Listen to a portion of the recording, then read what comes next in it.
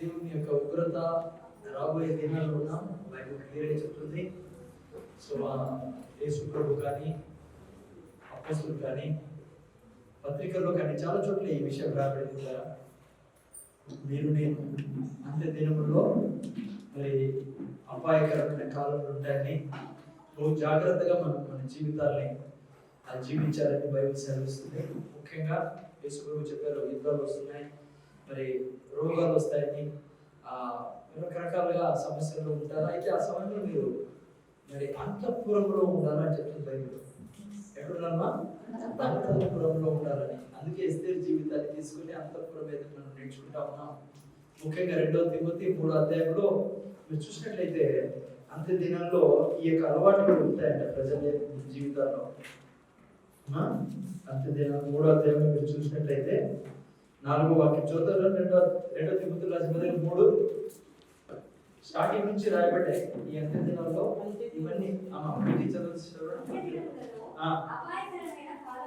చూసారా? ఇది కొత్త నిబంధనలో పౌలు రాస్తారు, అపాయకరమైన కాలం వచ్చునని తెలుసుకోను. ఏలాగనగా మనుషులు స్వార్థప్రియులు, ధనాపేక్షలు, బింకములాడువారు, అహంకారులు, దూషకులు. చూసారా ఎక్కడ చూసినా అన్నమాట. అందుకే ఎందుకు చదివిస్తానంటే ఈ ఎండింగ్ డేస్ లో ఇప్పుడు ఉండే స్థితిలో ఇవన్నీ ఉంటాయి. నేను చూస్తాను అంత దగ్గర ఉన్నాయి. మనం అంటకుండా చూసుకోవాలి. ఏంటిమా? బింకములాడటం, ఇంకా అహంకారాలు, దూషించుకోండి. మీరు ఎక్కడ పోండి, ఏ టీవీ ఆన్ చేసుకోండి, ఈరోజు ఒకరినొకరు దూషిస్తాం అనుకుంటున్నాం కదా. ఎందుకు దూషిస్తారు? సరే వాళ్ళ గురించి తెలియదు, దూషించకుండా ఎందుకు దూషిస్తారో తెలియదు. ఎక్కడ చూసినా దూషించడం, గర్వాంధులు. ఆ తర్వాత తల్లిదండ్రులకు అవిధేయులు. చూసారా? నంబర్ 1 లిస్ట్ లో నంబర్ 1 లో ఉంది ఇప్పుడు ప్రపంచంలో తల్లిదండ్రులకు అవిధేయులు. సో మనలో రాని అంత్య దినాలు ఉంటాయి. అందరూ అట్లే, నేను అట్లా ఉంటానని లేదు. బైబిల్ మనకి చెప్తాను, ఇట్లా ఉండకూడదు, మీరు అంత్య దినాల్లో అందరూ ఇట్లా ఉంటారు. సో ఇంకా ఏం రాబడింది మా తర్వాత? కృతజ్ఞత లేని వారు. చూసారా? కృతజ్ఞతే ఉండదు. తల్లిదండ్రుల కోసమే కృతజ్ఞత ఉండదు, ఇక మిగతా వాళ్ళకి ఏం కృతజ్ఞత? అందుకు మనం కృతజ్ఞతతో ఉండాలి. చాలా మంచి అలవాటు ఇది. ప్రతి ఒక్కరికి థ్యాంక్స్ చెప్పాలా, అలవాటు వేసుకోవాలి ఇవన్నీ. ఓకేనా? అంత్య దినాలు ఆడకూడదు. మీరు ఏమన్నా చేయండి, ఏమంటారు తెలుసా? నువ్వు పుట్టించుకున్నావు కాబట్టి నువ్వు చేసినావు, ఏం పెద్ద ఇదే, ఎందుకు పుట్టించుకుంటావు అంటారు పిల్లలు. లేకుంటే కొంతమంది నేను బాధ్యత కాబట్టి చేసినావు అని అట్లా దినాలు ఉన్నాం. అందుకే మనం ఎప్పుడు కూడా కృతజ్ఞత కలిగి ఉన్న. తర్వాత అపవిత్రులు, అనురాగరహితులు, అతి ద్వేషులు, అపవాదకులు, అజితేంద్రియులు, క్రూరులు, సజ్జన ద్వేషులు. చూసారా?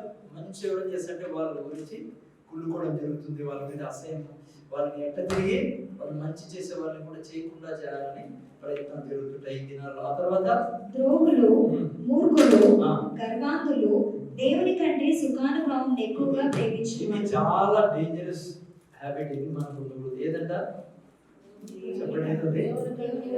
దేవుని కంటే సుఖాన్ని కోరుకునేవారు ఎంతమంది లేదు చూడండి. ముఖ్యంగా క్రైస్తవులకి బాగా వర్తిస్తుంది. మిగతా వాళ్ళకి దేవుడే తెలియదు. దేవుని కంటే ఏదానికి ఇష్టపడతారు? బైబిల్ చదివే కంటే ఏది ఇష్టం? ఎటు చెప్పాలి? ఏది సుఖం? బైబిల్ చదివే కంటే సుఖం చాలా ఇష్టపడతారు. ప్రార్థనలో సమయం గడిపేదానికంటే సుఖానికి ఎక్కువ ఇష్టపడతారు. కదా, దేవుడు ఏదైనా చేయమన్నప్పుడు దాన్ని చేసేదానికంటే సుఖం ఎక్కువ ఇష్టపడతారు. ఎప్పుడంటే ఇది జరుగుతాడు? అంత్య దినాల్లో సాతాను విజృంభించిన సమయం. వాడు మీడియా ద్వారా, ఇంటర్నెట్ ద్వారా, ఫేస్బుక్ ద్వారా, వాట్సాప్ ద్వారా ఈ కాలపు జనాన్ని వాడు చేతులు బంధించుకుంటున్నాడు. ఇక్కడ ఏం రాబడి చూసారా? దేవుడి కంటే సుఖాన్ని, అందుకే సుఖాన్ని ప్రేమించకూడదు. చర్చికి పోయే టైంలో చర్చికి రావాలి. ఈరోజు చాలా మంది ఎండనో ఏదో ఒక కారణాలు ఇవన్నీ నువ్వు అనుకోవచ్చు, ఏం కాదులేకపోతే నా పని లేదు. వెనకాల స్పిరిట్స్ ఇవి పని చేస్తా ఉంటాయి. నేను ఈ యొక్క చివరి దినాల్లో ఈ యొక్క అలవాట్లను నేను ఉంచేదానికి. అందుకంటే దేవుడి కంటే సుఖాన్ని కోరుకోడు కదా. నేను చెప్తున్నా మీకు, దేవుని కంటే సుఖాన్ని నువ్వు ఎక్కువగా కోరుకుంటే అసలు నీ సుఖం దొరకదు. సుఖం ఉండేది దేవునిలో, విశ్రాంతి ఉండేది దేవునిలో. సుఖము శరీరంలో కాదు ఉండేది, సుఖం ఉండేది ఆత్మలో, మనస్సులో. అందుకే బైబిల్ ఏమంటుంది, ఎవరు నిన్ను ఆనుకుంటారో వారిని నువ్వు పూర్ణ శాంతి గలవారుగా. ప్రజలు పెద్ద పెద్ద చదువుకున్నారు కానీ అంటే దేవుడు తెలియనప్పుడు జ్ఞానం చదువుతారు. బాడీలో ఏం లేదు, నువ్వు బాడీని పరుపు మీద వేసి పెడితే ఏం రాదు. కొంతవరకు లాభం ఉండొచ్చు, నువ్వు కొద్దిగా వెయిట్ పెరుగుతావు, లాభం పెరుగుతావు, కొద్దిగా రిలాక్సేషన్ ఉండొచ్చు నీ బాడీ. యాక్చువల్లీ నీ మెంటల్ స్టేటస్ ఎప్పుడు సాటిస్ఫాక్షన్లో ఉండాలా. నీ మెంటల్ స్టేటస్, నీ మనస్సు సాటిస్ఫాక్షన్లో ఉండేది దేవుడు చెప్పినట్టు చేస్తేనే. అంటే దేవుణ్ణి ప్రేమించారు సుఖం కంటే కూడా. అప్పుడు ఆటోమేటిక్గా నీ మైండ్ కాన్స్టెంట్గా పీస్లో దేవుడు సమాధానం వచ్చి. అందుకే సమాధానం ఇచ్చేదానికి వచ్చారన్నాడు యేసుప్రభు. తిండి వల్ల, బట్టల వల్ల, రిలేషన్స్ వల్ల కూడా, భార్య భర్తల రిలేషన్స్ వల్ల కూడా రాదు సమాధానం. దానికోసమే ప్రజలంతా పరిగెడుతున్నారు. అందుకే కొంతమంది రమ్ బాటిల్ వెనకల, బ్రాండీ బాటిల్ వెనకల, కొంతమంది స్త్రీల వెనకల, కొంతమంది ఆస్తుల వెనకల పరిగెడతారు. ఎందుకోసం చెప్పండి? సమాధానం కోసం కదా, సాటిస్ఫాక్షన్ కోసం. దేవుళ్ళలోనే సాటిస్ఫాక్షన్ ఉండేది. మన స్పిరిట్, ఆత్మ రక్షింపడి ఆత్మ మనస్సు రెండు కనెక్ట్ అయి ఉన్నప్పుడు సుఖము, సంతోషము, ఆనందము, ఆరోగ్యము అన్ని దేవుడు. అందుకే ఆత్మ ఫలాలు ఇవి ఏంటివి? ప్రేమ, సంతోషము, సమాధానము, దీర్ఘశాంతము, దయాళుత్వము, ఆశా నిగ్రహము, మంచితనము, విశ్వాసము. ఇవన్నీ ఎవరి ఫలాలు? శరీర ఫలాలు కాదు ఇవి. సో నెవర్ ఎవర్ థింక్ దేవుడి కంటే ఉన్న సుఖాన్ని పోతా చర్చికి. ముఖ్యంగా మొగోళ్ళు ఉంటుంది, ఇది అలసిపోయింటారు కదా పాపం. రేపు వారం పదాలు, మల్లవారం పదాస్ అంటే అట్లే తీసుకెళ్తాడు అన్నమాట. దేవుడి నుండి కూడా నువ్వు సుఖపడకూడదని వాడు ఇంకా. అందుకే ఈ అంత్య దినాల్లో ఏం ఉండకూడదైనా దేవుని కంటే సుఖాన్ని. ఈజీ కరెంట్ లేదు ఈరోజు, చర్చ్ క్లోజ్, 10 గంటలు హ్యాపీ ఉంటుంది కదా. కానీ దేవుడు ఏమన్నాడు? దేవుని కంటే ఏదాన్ని ప్రేమించకూడదు? సుఖాన్ని. చెప్పట కారణం పర్లేదు, దేవుడికి మనం స్తుతించే తీరాలి, ఏమైనా పర్లేదు. ఎస్, ప్రయత్నాలు చేస్తున్నాం మేము, చాలా ప్రయత్నాలు జరుగుతున్నాయి, ఏదన్నా చేసే రెడీ అవుతారు. కానీ చూసారా అసలు ఇది సోర్స్ దగ్గరే ప్రాబ్లం ఉంటే సో మనం ఇబ్బంది పడతాం అన్నమాట. సో ఇప్పుడు మీరు నమ్ముతారు కదా, మన చర్చిలో మాత్రం లేదు కరెంట్. అంటే ఇంట్లోనే చర్చిలో చుట్టుపక్కల అంతా ఉంది కదమ్మా, చూసి వచ్చామా? ముందు ఉంది సిస్టర్, ఇప్పుడు వచ్చింది పవర్ సప్లై, ఇప్పుడు చూస్తారా? ఉంది కదా చుట్టుపక్కల లో వోల్టేజ్ ఏమైనా ఉంది కదా కనీసం ఇంట్లో అందరి ఇక్కడే లేదు. సో ఈ వార్ఫేర్ అనమాట ఇది. సో అందుకని మనం భయపడకూడదు. సో జాగ్రత్తగా అంత్య దినాల్లో జాగ్రత్త ఉండాలి, సుఖాన్ని కొడుకు. ఓకే. సో ఏమైతుందంటే దేవుడు అంటున్నాడు, ఈ అంత్య దినాల్లో అపాయకరమైన కాలాల్లో నువ్వు ఎక్కడ ఉండాలంట? దాగి అంతఃపురంలో ఉంటాడు. యెషయా గ్రంథం 26:3 రాయబడింది, ఎవరి మనస్సుని నానుకున్నో వారిని పూర్ణ శాంతిగా చేస్తావని. 21 అంటాడు, నువ్వు శాంతిలో ఉండాలంటే ఎక్కడ ఉండాలంట? యెషయా గ్రంథం 26:21. నీవు వెళ్ళి నీ అంతఃపురములలో ప్రవేశించుము, నీవు వెళ్ళి నీ తలుపులు వేసుకొనుము, ఉగ్రత తీరిపో వరకు కొంచెం సేపు దాగి ఉండుము. ఉగ్రత తీరిపో వరకు నువ్వు అక్కడ దాగి ఉండు. ఎక్కడ దాక్కోవాలా? అంతఃపురంలో. సో అంతఃపురం అంటానంటే మనకు బాగా నిన్నవారం కూడా నేను చెప్పాను మీకు. ఎవరు గుర్తొస్తారమ్మా? ఎస్తేర్ రాణి గుర్తొస్తుంది. ఎందుకంటే మరి ఇంకా స్టోరీ మీకు తెలిసి, ఎస్తేర్ స్టోరీ ఏంటి? అమ్మ పేరేంటి? రాణి, మహారాణి వస్తి కదా. వస్తి రాణి ఏం చేసింది? రాజు ఆజ్ఞను తిరస్కరించింది. రాజైన అహశ్వరోషు, ఓకే, ఆ రాజు యొక్క భార్య వచ్చి వస్తి. తను రాజు మాట వినకపోవడంతో రాజు అన్నాడు, ఈ యొక్క దేశంలో ఉన్న, తన పరిధిలో ఉన్న దేశాల్లో నుంచి ఎవరు తెమ్మన్నాడు? నిన్న వారం చూసుకున్నాం, సౌందర్యవతి, రెండోది కన్యక. ఓకే, సౌందర్యవతి అయిన కన్యకలను అందరినీ పిలిచారంట. ఓకే, ఆ తర్వాత ఏం చేయాలి? వాళ్ళతో 6 నెలలు అంతఃపురంలో పిలిచి వాళ్ళ 6 నెలలు గోపరసంతో స్నానం చేయాలంట. వాళ్ళకి 6 నెలలు సుగంధ ద్రవ్యాలతో స్నానం చేయాలమ్మా. ఎవరికి? ఈ కన్యకలకి. ఏ కన్యకలు? వీళ్ళు సౌందర్యవతులు. సో కన్యకలు అంతా అయిపోయిన తర్వాత 1 సంవత్సరం స్నానం చేయగలిగారు అంటే వీళ్ళకి రాయాలా ఇవన్నీ, ఓకేనా? ఆ తర్వాత రాజు ముందుకు తీసుకురావాలి వాళ్ళని. దాంట్లో రాజు ఎవరినైతే ఎన్నుకుంటాడో రాణిగా, ఆమె మాత్రం ఎక్కడ ఉంటుంది? అంతఃపురంలో వచ్చేసింది, రాజగృహంలో ఉంటుంది, రాజుతో ఉంటుంది. మిగతా వాళ్ళంతా ఎవరు ఇంట్లో వాళ్ళకి. సో దీంట్లో ఆత్మీయ అర్థం చాలా ఉంది. ఓకే, అందుకే మనకి ఎక్కడ పిలిచాడు దేవుడు? అంతఃపురంలో ఉండాలంటానంట. ఓకే, సో అంతఃపురంలో రావాలంటే క్వాలిఫికేషన్ ఏంటి? సౌందర్యవంతులై ఉండాలా. అమ్మ ఏ వంతులై ఉండాలా? నేను వారు కొద్దిగా ఈ విషయం గురించి చూశాను.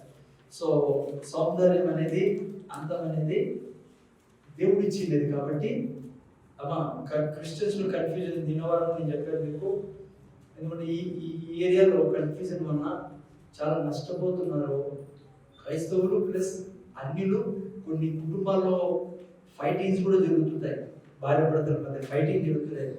లోపల అండర్ కరెంట్, లోపల హృదయంలో అశాంతి ఉంటుంది. దేవుని బిడ్డలే ఏం లేకపోవడం వల్ల జ్ఞానం లేకపోవడం వల్ల. నేను నిన్న వారం కూడా చెప్పాను, నేను ఏంటన్నారా? సో మీకు నాకు అందం ఇచ్చిన దేవుడు దేవుడు. సో అందంగా ఉండాలా, శుభ్రంగా ఉండాలా. నేను నిన్న వారం కూడా చెప్పా, దేవుడు ఇచ్చినది కాబట్టి. సైతాన్ గారు మనల్ని సృష్టించినది దేవుడు. దేవుడు ఇచ్చిన సౌందర్యం, దేవుడు ఇచ్చిన అందం. కొన్ని వాక్యాలు బైబిల్లో ఉన్నాయి. సపోజ్ 31-30 సామెతల గ్రంథంలో ఏమని? అందము వ్యర్థము, సౌందర్యం అందము మోసకరము, సౌందర్యము వ్యర్థమని. ఆ వాక్యాన్ని తీసుకుని మెడ చుట్టుకొని కొంతమంది లేని సమస్యల్లో భార్య భర్తలు పడతాను. నేను అట్లా వద్ద కలిశాను కూడా. కొన్ని చోట్ల ఈమె చేసే పనికి ఆ యొక్క యేసుప్రభుని భర్త యేసుప్రభునే వదిలేయాలనే స్థితి కూడా వచ్చింది. యేసుప్రభు తెలియనప్పుడు సంతోషంగా ఉంటుంది కదా, ఎంతో హ్యాపీగా ఉంటుంది ఫ్యామిలీలో. తెలుసుకున్న తర్వాత ఈమె చేసే వ్యవహారానికి నాకు అసలు చర్చికి రాబోదు కదా. యేసుప్రభుని విశ్వాసం ఉంది కానీ ఈ ఏరియాలో జ్ఞానం లేక. మా అర్థమవుతుందే. సో ఆ వాక్యం దాని గురించి చెప్తా ఉండేది. దేవుడు ఇచ్చాడు అందం. ఎందుకెళ్ళా దేవుడు మనకు ఒకవేళ అందం ఉండకూడదు అనుకుంటే, సౌందర్యత ఎందుకెళ్ళా? ఎవరు ఇచ్చేది? దేవుడు ఇచ్చాడు. దాన్ని మెయింటైన్ చేయాలి. చూడండి చాలా మంది చూడండి, శరీరం ఎవరు ఇచ్చారు? దేవుడే కదా. సో లోపల తిండి తింటాను మనం, లోపల ఆరోగ్యం కోసం, అవయవాల కోసం, అంటే బాడీ కోసం కదా.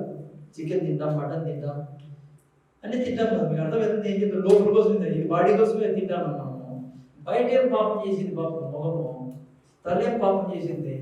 కాళ్ళు చేతులు ఏం పాపం చేశారు? బయట ఆకారం ఎందుకు పనిష్మెంట్ చేయను? అర్థమవుతుంది. చలికాలంలో ముఖం అంతా పగిలిపోతుంది. నువ్వు దానికి ఏదైనా రాస్తే అందం వ్యర్థము, సౌందర్యం అదే మీకు మోసకరం. అందం మోసకరమా? అందం మోసకరము, సౌందర్యం వ్యర్థమనే వాక్యాన్ని వాడు సాధన గుర్తు చేసి దానికి ఒక పద్ధతి ఉంటుంది, ఏ వాక్యాన్ని అప్లై చేసేదానికి. అర్థమైందా? జ్ఞానం ఉండాలా, ఏ వాక్యం ఎందుకు చెప్తాంది, ఏం దాని కాంటెక్స్ట్ తీసుకోవాలా. ఎక్కడంటే అక్కడ తీసుకుని దాన్ని ఇరికించుకొని మెడకి ఆలగట్టుకోకూడదు వాక్యం కూడా. అందుకే ఆత్మ అవసరం. అందుకే ఇంగ్లీష్లో రాయబడితే spirit will give life, word will kill అని రాయబడితే. వాక్యాన్ని ఆడంటే పట్టుకోవద్దు, వాక్యమే నాకు తెలుసది. అట్లని చెప్పేసి ముఖం అంతా పగిలిపోతానే దాన్ని పట్టించుకోకుండా, ముఖం మీద అంతా డస్ట్ ఉన్నా, ముఖము ఏం చెప్పాలి, ఇంటికి రాడపోతున్నాయి, క్రాఫ్ సరిగ్గా చేసుకోకుండా, ఓడిపోయిన మాదిరి ఏదో దేశప్రభుత్వం వస్తే చూడ గతి అయిపోయిందో. చలికాలం ముఖం పగులుండి క్రీమ్ రాసి మళ్ళీ పెట్టుకోవాలి. ఎండాకాలం సన్ స్క్రీన్, లోషన్ అంటే మీ ఇష్టం అది. సో కానీ నా ప్రాబ్లం ఉంటే నేను ఏం చెప్తానంటే, మీ భర్త ఇబ్బంది పడకూడదు, సమాజం ఇబ్బంది పడకూడదు. ఇప్పుడు ఎవరైనా జెంటైల్స్ ఉన్నారు మా ఇంట, వాళ్ళు నేను చూసేమనుకుంటారంటే ఏ శుభ్రపు దిగిపోతే నేను అట్లే ఉండాలేమో. ఏం తీసుకున్నారు వీళ్ళు, ఎంత ఏదో నష్టపోయినట్లుగా, ఓడిపోయినట్లుగా అట్లా ఉండకూడదు కదా. మనం అందంగా ఉండాలా. పౌలు సరే, పేతురు పౌలు ఇద్దరు రాశారే, ఆ భాగాన్ని సరిగ్గా మనం చదివితే కింద వాళ్ళు ఎప్పుడు చెప్పలే అట్లా ఉండండి నేను, ఓకేనా. అయితే నీట్గా ఉండాలి, స్నానం చేయాల. చాలా మంది యవనస్తులు ఉన్నారు, వివాహం చేసుకునే వాళ్ళు ఉన్నారు, ఆ తర్వాత వివాహం అయిన వాళ్ళు ఉన్నారు. నేను అనేక ఫ్యామిలీస్లో ఈ సమస్యను చూశాను. నేను ఇక్కడ అంతగా నాకు తెలియదు, కానీ అంతా రాలేదు. ఇప్పుడు సిటీస్లో ఉన్నప్పుడు రకరకాల స్టేట్లో కలుస్తారు. సో అక్కడ వాళ్ళు నీట్గా ఉండకపోవడం వల్ల భర్తలు డిసప్పాయింట్ అయ్యి డిస్కరేజ్ అయ్యి చెప్పుకోలేక కొట్లాడుతుంటారు.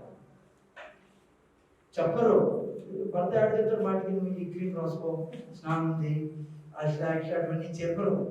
లోపల ఆ యొక్క అశాంతి, ఆ యొక్క నిరుత్సాహాన్ని వేరే విధంగా చూపిస్తారు భర్త. ఇది నిజం, ప్రాక్టికల్ చెప్తున్నాను. కొంతమంది యేసు ప్రభు మీద కోపడతారు వీళ్ళు చేసేదాన్ని బట్టి. వద్దు, ఒక భార్యగా ఉన్నావు, ఒక స్త్రీగా అన్నం ఉండాలా, నీట్ అండ్ క్లీన్గా ఉండాలా, అవన్నీ మీరు జాగ్రత్తగా ఉండాలా, ఓకేనా?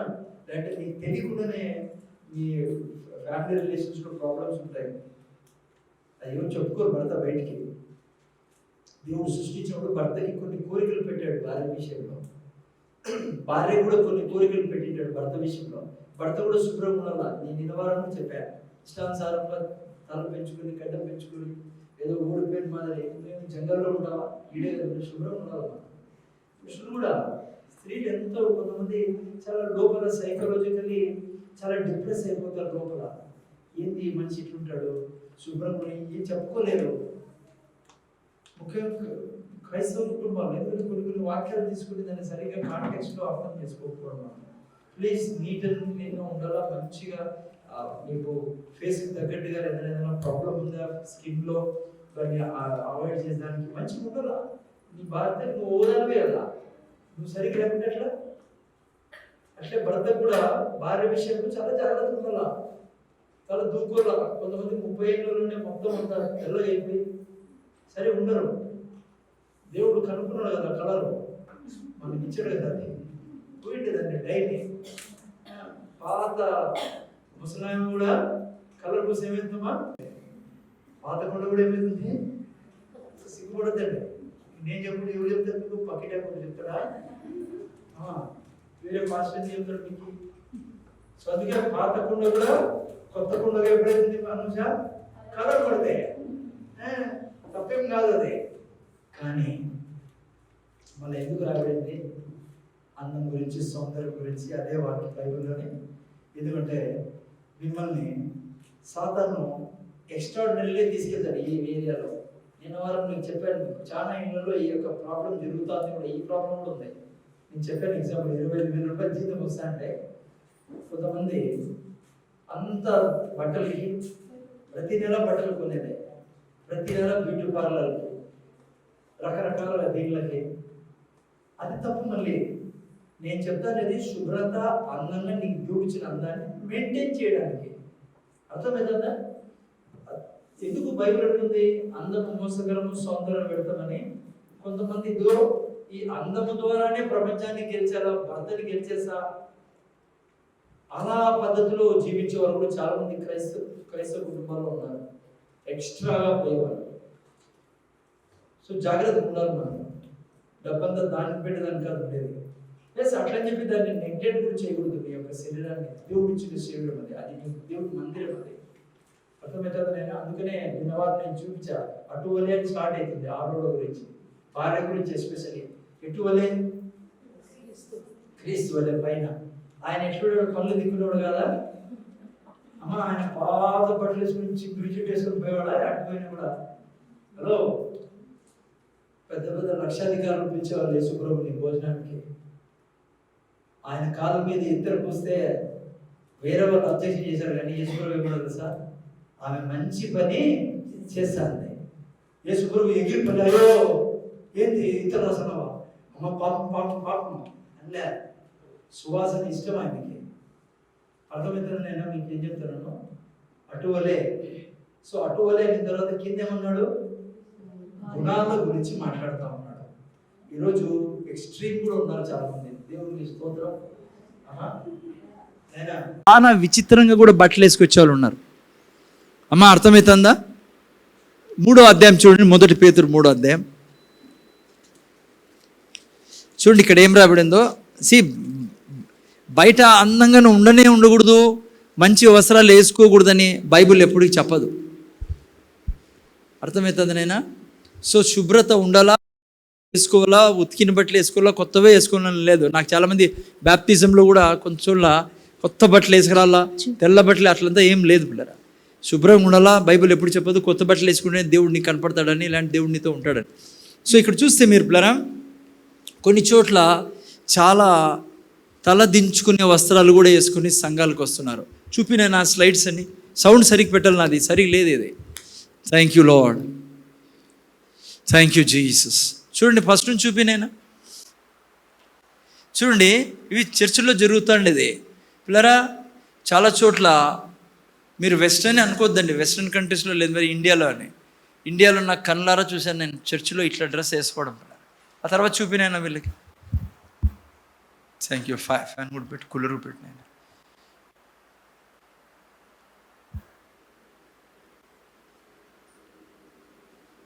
చూపి. Next. Thank you Jesus, thank you lord.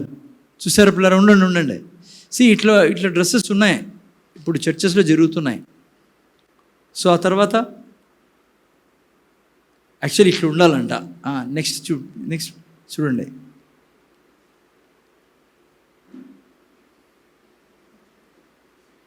Next. అంతేనా? స్టార్టింగ్ అన్నీ చూపించావు, ఉండేటివన్నీ చాలా చూపించలేదు అనుకుంటా మీరు. ఇంకా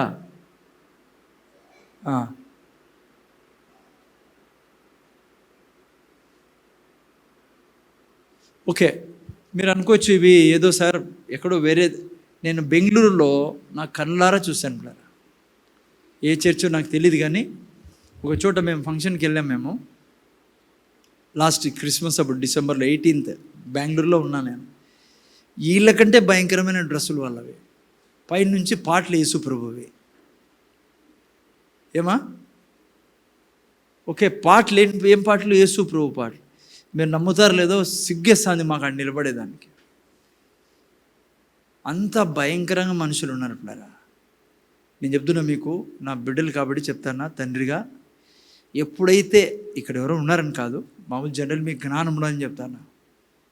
ఎప్పుడైతే నీకు బట్టలు విచిత్రంగా వేసుకొని మీ శరీర అవయవాల్ని చూపించాలని కోరిక పుడుతుందో, మొగోళ్ళు కానీ ఆడోళ్ళు కానీ, క్లియర్గా చెప్పాలని ఆశపడతానా, బైబిల్లో నుంచి చూపిస్తానా మీకు. అది జెజబెల్ స్పిరిట్, అది ఈవిల్ స్పిరిట్. అది ఎప్పుడు కూడా స్త్రీ, ఈవెన్ పురుషులు కూడా, ఎందుకంటే పురుషులు కూడా తయారైనారు ఇప్పుడు పిల్లరా. ఈవిల్ స్పిరిట్స్ ప్రొవోక్ చేస్తాయి శరీరాలని, అవయవాల్ని బయట చూపించుకోము.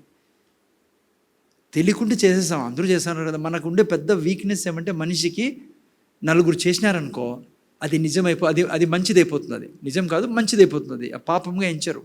అందరూ చేస్తున్నారు కదా అంటారు. నో. నీ బాడీలో ఏ పార్ట్ అన్నా ఎక్స్పోజ్ అవుతా ఉంటే బిడ్డ, నీ మీద స్పిరిట్స్ పనిచేసేకి ప్రయత్నం చేస్తున్నాయి. అందుకే చాలా అడమెంట్గా ఉండాలా. ఎందుకు చెప్పండి? ఎందుకంటే పిల్లరా, దేవుడు అలా సృష్టించాడు సౌందర్యంతో, అందంతో స్త్రీని, ముఖ్యంగా స్త్రీలని. ఇతరులకు ఇది ఇబ్బంది కలుగజేస్తుంది. బయట వాళ్ళ మాది నువ్వు చెప్పేయలేదు, కళ్ళు మూసుకోండి ఇబ్బంది కలుగజేస్తా అంటే అని. ఈరోజు చాలామంది ఉన్నారు అట్లా. బయట కళ్ళు మూసుకోని వాళ్ళకి ఇబ్బంది అవుతాను. నేను మాత్రం ఎట్లంటే ఎట్లా పోతా, లేకుండా కూడా పోతా నేను.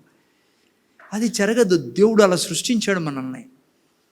స్త్రీలు ఎలా వస్త్రాలు వేసుకోవాలో, దేవుని యొక్క పద్ధతి ఇది. సో అందుకనే దయతో గుర్తుపెట్టుకోండి, మనం ఎక్స్పోజ్ చేస్తున్నామంటే పరిశుద్ధాత్మని దుఃఖపరుస్తున్నాం మనం. సో అందుకే మీకు తెలుసు నా బాధ్యత కాబట్టి, నా బాధ్యతే కాదు, నాకు హక్కు ఉంది మీకు చెప్పేదాన్ని కూడా చెప్తాను. Don't do that. ఆల్రెడీ మనం నేర్చుకున్నాం. మనం అందంగా ఉండాలా, శుభ్రంగా ఉండాలా, మంచి బట్టలు వేసుకోవాలా, వేసుకుంటూ అంటారు చాలా మంచిది అది. కానీ ఏ శరీరంలో ఏ అవయవాన్ని కూడా ఎక్స్పోజ్ కాకుండా జాగ్రత్త పడాలా. The spirit of Jezebel, the demon spirit, అది ఈవిల్ స్పిరిట్. అది ప్రొవోక్ చేస్తుంది ఆ శరీర అవయవాన్ని చూపించుకోమని. ముఖ్యంగా చాలామంది క్రైస్తవులను అసహించుకునేది ఎందుకు తెలుసా? అంటే ఇట్లా సిటీలో ఏమి ఉండదు కానీ ఇట్లా టౌన్లో ఉండదు కానీ సిటీస్లో నేను ఉండి వచ్చాను కాబట్టి నా స్నేహితులు కూడా చెప్తారు. మీకు చెప్పకూడదు కానీ పిల్లలని, కానీ మీకు చెప్తానేనండి. కొంతమంది చర్చెస్కి వస్తారు అన్యులు, మొగోళ్ళు, అదే పనిగా ఇట్లాంటివన్నీ చూడ్డానికే. ఎందుకంటే అంత మన వెనకాలే పడేది ఈవిల్ స్పిరిట్స్. వాళ్ళు ఆల్రెడీ వాళ్ళ చేతుల్లో ఉన్నారు. దేవుళ్ళో లేని వాళ్ళు ఆల్రెడీ మన చేతుల్లో ఉన్నారు. మొదటి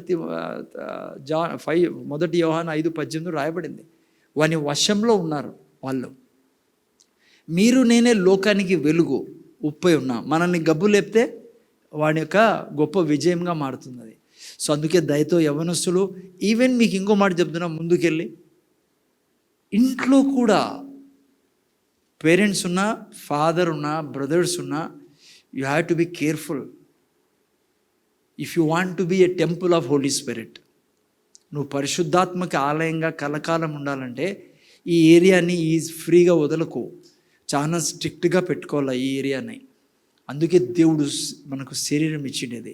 బట్టలు ఎప్పుడు ఇచ్చాడు? మీకు ఏల్ చర్చలోకి ఎన్నోసార్లు చెప్పాను. ఎప్పుడు వచ్చింది బట్టలు? పాపం వచ్చిన తర్వాత బట్టలు వచ్చిండేది. అందుకే ఆ బట్టలు పాపం వచ్చిన తర్వాత ఇచ్చినాడు కాబట్టి దేవుడు బట్టల్ని, సరైన బట్టలను వేసుకోవాలా. నువ్వు ఫాలో చేయాల్సింది లోకాన్ని కాదు, నువ్వు ఫాలో చేయాల్సింది దేవుణ్ణి. అర్థమైందా? చాలా ఇళ్ళల్లో పేరెంట్స్ ఫెడప్ అయిపోయినారు, పిల్లలకి చెప్పి వినరు, ఏడిపిస్తారు, ముఖ్యంగా బట్టల విషయంలో. సో అందుకని చిన్నప్పటి నుంచే స్ట్రిక్ట్గా ఉండండి. అది ఒక తల్లి తండ్రి, మంచి తల్లిదండ్రులు ఎవరంటే తన బిడ్డల్ని పరిశుద్ధంగా ఉంచి తన భర్త చేతిలో పెట్టే వాళ్ళే సరైన తల్లిదండ్రులు. జాగ్రత్తగా ఉండండి. ముఖ్యంగా చాలామంది యవనస్తున్నారు మన చర్చిలో. మీరు పెళ్ళయిన తర్వాత మీకు ఏం ఉండాలా? నా కూతురు, నా కుమారుడు ఇద్దరు తన యొక్క స్పౌస్ని కలుసుకునేంత వరకు కూడా వారిని పరిశుద్ధంగా ఉంచే, హమ్మింగ్ ఉంది రాకు నేను దీంట్లో, పరిశుద్ధంగా ఉంచే బాధ్యత నాది. నీ బిడ్డను నువ్వు ఒక అయ్య చేతిలో పెట్టేంత వరకు నువ్వు తన యొక్క శరీరాన్ని కాపాడుకున్నావు అనుకో, నువ్వు మంచి తల్లిదండ్రివి. క్రైస్తవులు గురించి చెప్తా, ఆల్రెడీ మనం ప్రభులో ఉన్నాం కాబట్టి, రక్తంతో కడగబడినాం కాబట్టి ఈ ఏరియాలో జాగ్రత్తగా ఉండాలా. మనమే మనకి శత్రువులు, మన ఎంటే పడతారు కాబట్టి. ఓకే, 1 పేతురు 3లో ఇప్పుడే మనం చెప్పినట్లుగా మీకు జస్ట్ ఈ వాక్యం చదివి ముందుకు వెళ్తాను నేను. ఏం రాశారు చదవండి. 1 పేతురు 3. అటువలే స్త్రీలారా మీరు మీ స్వపురుషులకు లోబడి ఉండుడి. అందువలన వారిలో ఎవరైనాను వాక్యమునకు అవిధేయులైతే వారు భయముతో కూడిన మీ పవిత్ర ప్రవర్తన చూచి వాక్యము లేకుండానే తమ భార్యల నడవడి వలన రాబట్టపడవచ్చును. చూసారా? అల్లుకొనుటయు, బంగారు నగలు పెట్టుకొనుటయు, వస్త్రములు ధరించుకొనుటయు నన్ను వెలుపటి అలంకారము మీకు అలంకారముగా ఉండక. చూడండి, ఈ అలంకారం తప్పైతే అలంకారంగా ఇదే అలంకారం ఉండకూడదు మీకు. అంటే దీని ద్వారానే నా జీవితము కొనసాగిస్తాను నా భర్తతో, నా భర్త దీని ద్వారా నా చేతుల్లో ఉంటాడు, నా భర్త దీని ద్వారా నన్ను ప్రేమిస్తాడు, దీని ద్వారా, అది తప్పు అంటాను ఇది బైబిల్లో. ఇది కూడా చాలా చోట్ల ఉన్నారు. నాకు చాలా దగ్గర కుటుంబం ఉంది ఒకటి, సినిమా హీరోలా ఉంటుంది అమ్మాయి, నా సిస్టరు. ప్రేమించి పెళ్లి చేసుకున్నారు ఇద్దరు. ఎన్నిసార్లు స్టేషన్ పోయి ఉంటారో ఈ పాటికి. వారంలో 2-3 సార్లు యుద్ధం జరుగుతుంది. అందం ఉండదు ఆమె, కానీ చేష్టలన్నీ మీరు చూస్తే ఎప్పుడు కొట్టుకుంటూ ఉంటారు భార్య భర్తలు ఇద్దరు. నేను అనుభవంతో చెప్తున్నా. నాకు అనిపించి ఇంత అందంగా ఉంది ఈ వ్యక్తి, ఇంకేం కావాలి ఈ వ్యక్తికనే వస్తుంది కదా ఆలోచన ఎవరికన్నా కూడా. కానీ మీకు చెప్తున్నప్పుడారా, దీనత్వము, ప్రేమ, ఈ ఫలాలు లేకుంటే అందం ఏం ప్రయోజనంలే. ఆడ పోలీసులు కూడా అలసిపోయి వీళ్ళు వస్తానట్లుగా అసహించుకుంటారు వీళ్ళని. ఎన్ని చర్చిలు తిరుగుతారో వాళ్ళు, ఒక్క చర్చి కాదు వాళ్ళకి. నువ్వు ప్రపంచంలో నుండి చర్చిలు అంతా పో, ఏం జరగదు నువ్వు మారుకోకుంటే. ఇవి అలంకారం ఉండకూడదు అలా. ఒకవేళ ఇవి ఉండకూడదు, జడలు వేసుకోకూడదు, నువ్వు నగలు వేసుకోకూడదు, బట్టలు వేసుకోకూడదు అనుకుంటే, లైక్ మంచి బట్టలు వేసుకోకూడదు అంటే, నీకు సారా ఉదాహరణ ఈడాయన. ఎవరు ఉదాహరణ ఇచ్చాడు కింద? అదే అధ్యాయంలో మీరు చదువు నేను ఆ తర్వాత నెక్స్ట్ వాక్యం కూడా చదివేసే ఓపెన్లే చదువు.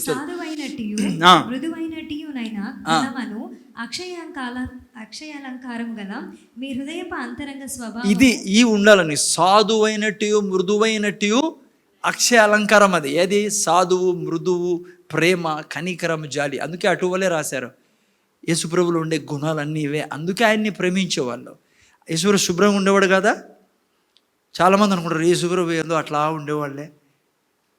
యేసుప్రభు చాలా శుభ్రంగా ఉండాలి. దగ్గర రాని ఎవరు రాని సార్ చెప్పండి యేసుప్రభుని అట్లా శుభ్రంగా లేకుండా ఉంటే. శిష్యులు చుట్టూ ఉంటారు, ఎవరు దగ్గర రాని సారా, పోయా బాబు నీ దగ్గర చెడ్డవాసన వస్తుంది అనేవాళ్ళు. పిల్లలే అంటారు డాడీకి, డాడీ నీ దగ్గర చెడ్డవాసన పక్కన తప్ప. యేసుప్రభు ఎంత సువాసన వచ్చేవాడైతే దగ్గర వస్తారు చెప్పండి. నీట్ అండ్ క్లీన్గా ఉండేవాడు. చెప్పాను చాలాసార్లు ఈ చర్చిలో, శవం మీద బట్టలు ఎవరు తీసుకుని బంగారు తీసుకుంటారు మన వాళ్ళు, కానీ ముక్కు పడక కూడా ఇడిచిపెట్టరు. అంత ప్రేమ తల్లి అంటే. ఆ రోజు చాలా ప్రేమ ఉంటుంది. ఆ రోజు లెక్కలు ఉంటాయి. ఎక్కడ పోయా చేయను, ఎక్కడ పోయా ఉంగరమో, ఎక్కడ పోయా ముక్కు పొడగ, ఎక్కడ పోయా కాళ్ళు గొలుసులు, అన్ని లెక్క. ఏడుస్తుంటుంది పక్కన లెక్క వేసుకుంటూ ఉంటుంది. ఇద్దరు భార్య భర్తలు ఇద్దరు లెక్కేసుకుంటూ ఉంటారు. ఆడ కనపడలేదనుకో, శవాన్ని ఇడిచెట్టు పక్కకు వచ్చి ఏడవా ఎవరి దగ్గర ఉంది మీకడ చూసాను అనొద్దండి. ఇదే పనేనా అదే అంటే ఇదే పనే సార్ అనుకోవద్దండి. ఇంకెవరైనా చనిపోయేటప్పుడు నా పనేమి, నేనే కూర్చుంటాను ఆడ. మీరేమి ఇంట్లో ఉంటారు పాపం. అప్పుడు ఇంటాంట ఇవి లోపల ఏందో డిస్కస్ జరుగుతుంది. ఏమీ తెలియట్లు బైబిల్ చదువుతాంట. వచ్చేవాడు ఉంటుంది నాదే లోపల చైన్ గురించి మాట్లాడుతుంటారు. నువ్వు తీసుకోలేదా గాజులు, చైన్ నాదే. పోనీ మనకే ఎట్లా వాళ్ళదు కానీ పోన్లేనే కింది ఆ అలంకారం ఉండాలి పిల్లరా. ఆ అలంకారమే నీ భర్తను నిన్ను చెప్పకూడదు కానీ ఈ మాట పూజించేట్లు చేస్తుంది. ఈ గుణాలు ప్రేమించేట్లు చేస్తుంది, కనికరం చూపేటట్లు చేస్తుంది. ఇవి లేకుండా నువ్వు ఎంత మేకప్ వేసుకున్నా కూడా సక్సెస్ ఉండదు లైఫ్. ఆ తర్వాత చూడండి కింద ఏం రాశాడు, తొందర చదువునైనా. అటువలే పూర్వము దేవుని ఆశ్రయించిన పరిశుద్ధ స్త్రీలును తమ స్వపురుషులకు లోబడి ఉండుట చేత తమను తాము అలంకరించుకొనిరి. ఆ ప్రకారము శారా అబ్రహామును యజమానుడని పిలుచుచు అతనికి లోబడి ఉండెను. మీరు అనుకున్నారా సారా ఎట్లుండేదమ్మా? పైన రాసినట్ల నగలు ఉండేది కదా ఆమె మీద. బ్రహ్మాండమైన నగలు ఉండేవి ఆమె దగ్గర, కడాలు గిడాలన్నీ. మన దగ్గర లేవు అవి. ఎంత అందంగా ఉండేది చెప్పకూడదు. మీకు తెలుసు కిడ్నాపింగ్ జరిగింది ఎంత ఏజ్లో? 60 yearsలో. మనకు 60 yearsలో ఎవరైనా కిడ్నాప్ చేయండి రాని కూడా చేయరా. ఎందుకంటే మన ఆకారం అట్లుంటుంది కదమ్మా. మొన్న ఎవరైనా చేస్తారు మనకు 60 ఏళ్ళలో, నన్ను కిడ్నాప్ చేయండి రా కొద్దిగా చూడాలని ఉంది అండి. కానీ సారాని కిడ్నాపే చేసినాడు. ఎవరు అది కూడా కిడ్నాప్ చేస్తాడు. అదే రోడ్ సైడ్ ఏమన్నా నిలబడినాడు అనుకున్నావా బీడీ తాక్కుండా? హలో, చాలామంది అనుకున్నారు రోడ్ సైడ్ బీడీ తాక్కుండా ఉండవు సార్, సారా పోతా అంటే కారులో ఎక్కించుకుని పాయ సార్. హలో, ఎవరు? కింగ్కి ఏం చెప్తున్నారు మంత్రులు? సార్ బ్యూటీ క్వీన్ వచ్చింది సార్ మన దేశంలోకి. రియలీ బైబిల్లో రాసింది అదే. మన అనంతపురం వాళ్ళు చెప్తున్నా మీకు. అందరూ చెప్తా అంటే రాజుకి చేసుకుంటే ఆమెనే చేసుకోవాలి అనుకున్నాడు. పాప అబ్రహాంకి తెలుసు బ్యూటీ క్వీన్ నాతో ఉంది, నా పరిస్థితి నా కాళ్ళు వచ్చేది ఇరుగొడే సార్ ఇల్లు అని చెప్పి అబ్రహాం ముందే అప్లికేషన్ పెట్టుకుని, చూడు సిస్టర్ ఎవరైనా అడిగితే సిస్టర్ అని చెప్పు, లేకుంటే నన్ను నా ఫీజు పీకేసి నిన్ను ఎత్తుకొని పోతారు భార్య అంటే. సో అంటే నీ లెక్క ప్రకారము జడ వేసుకోకుండా ఏం వేసుకోకుండా ఏదో ఎల్లగొడ్డు మాదిరి పోతా ఉంటుంది ఆమె.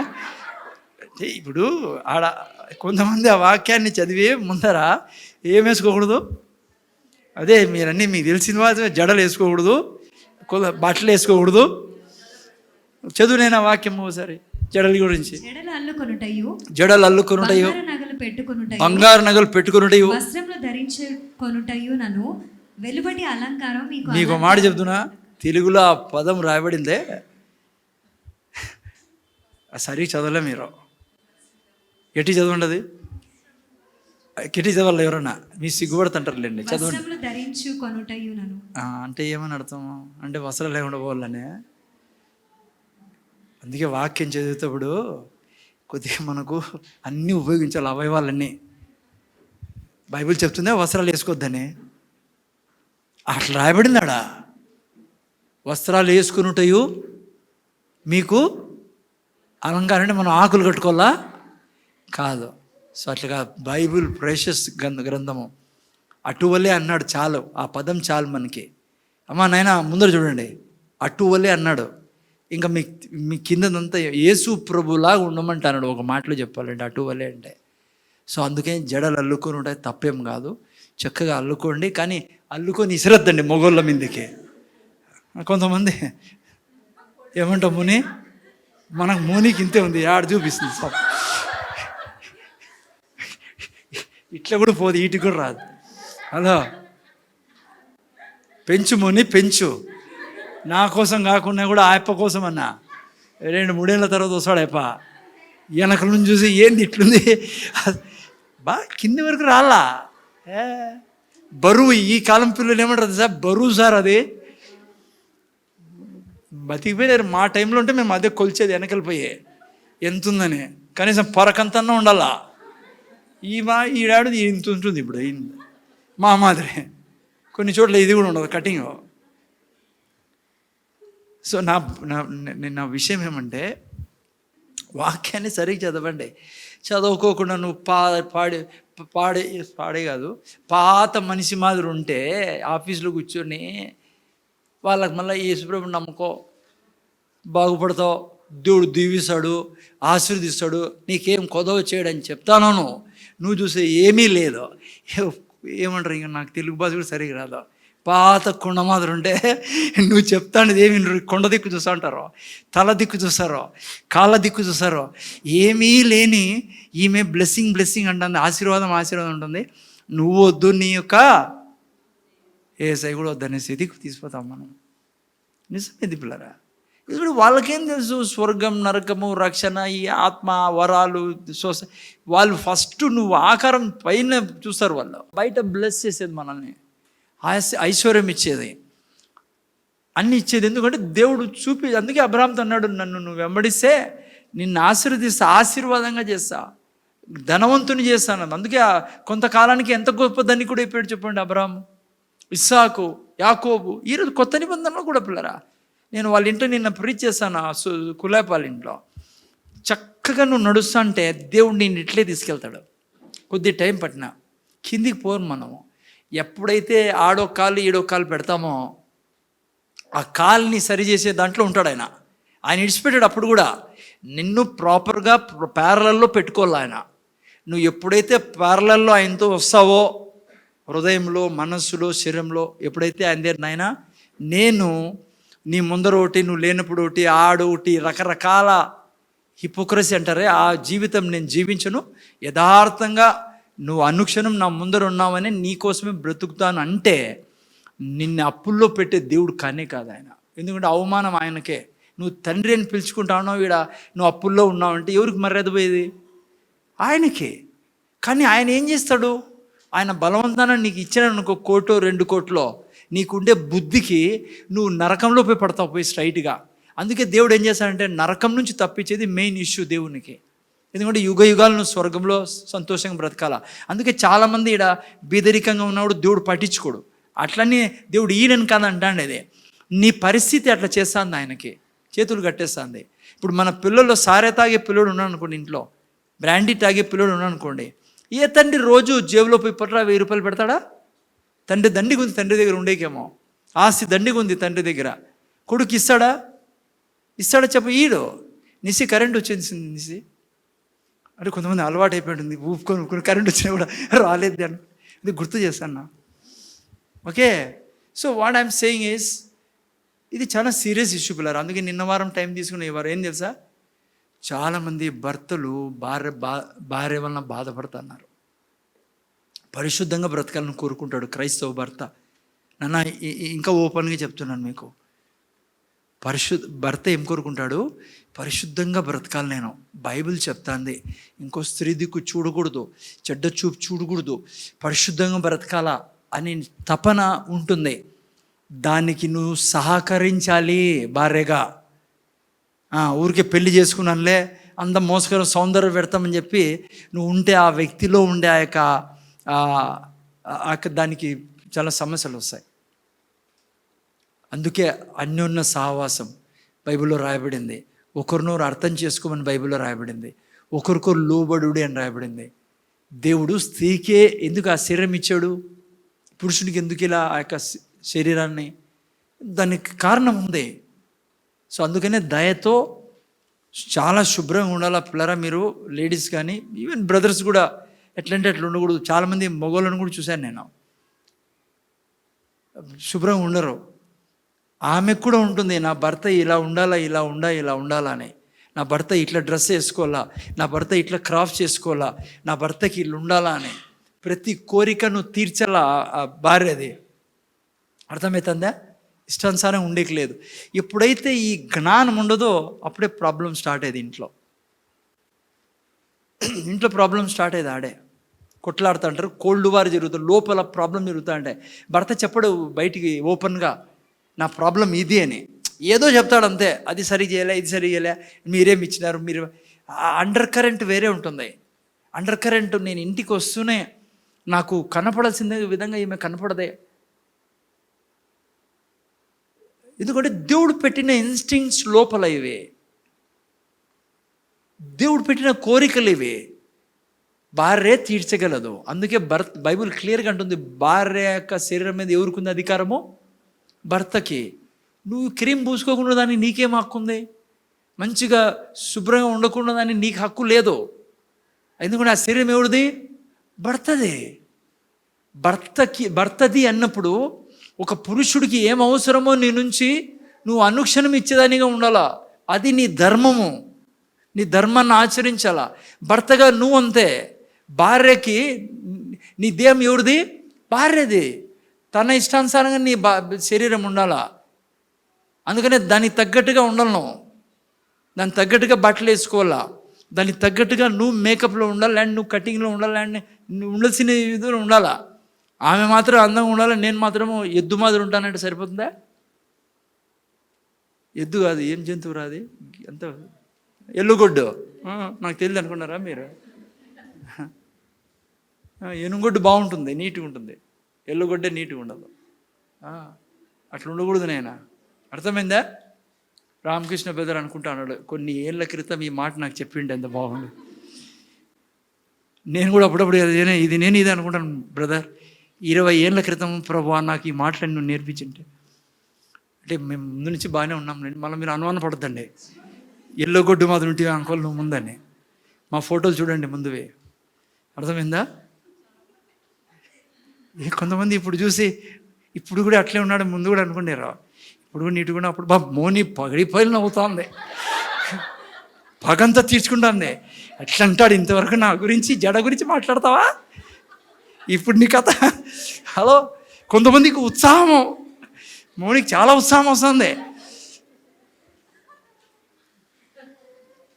కొట్లాడు రాకూడదని నా బాధ. రేపు నేను పెళ్ళి అయిన తర్వాత నువ్వు మోటార్ బైక్ కింద ఏమంటారు, నీ భర్త మోటార్ బైక్ పార్క్ చేశానట్లే లోపల వస్తానట్లే అసలుకి అట్లా అన్నలో ఒకసారి నీ భర్త నిన్ను చూసి మైకం రాల్లా.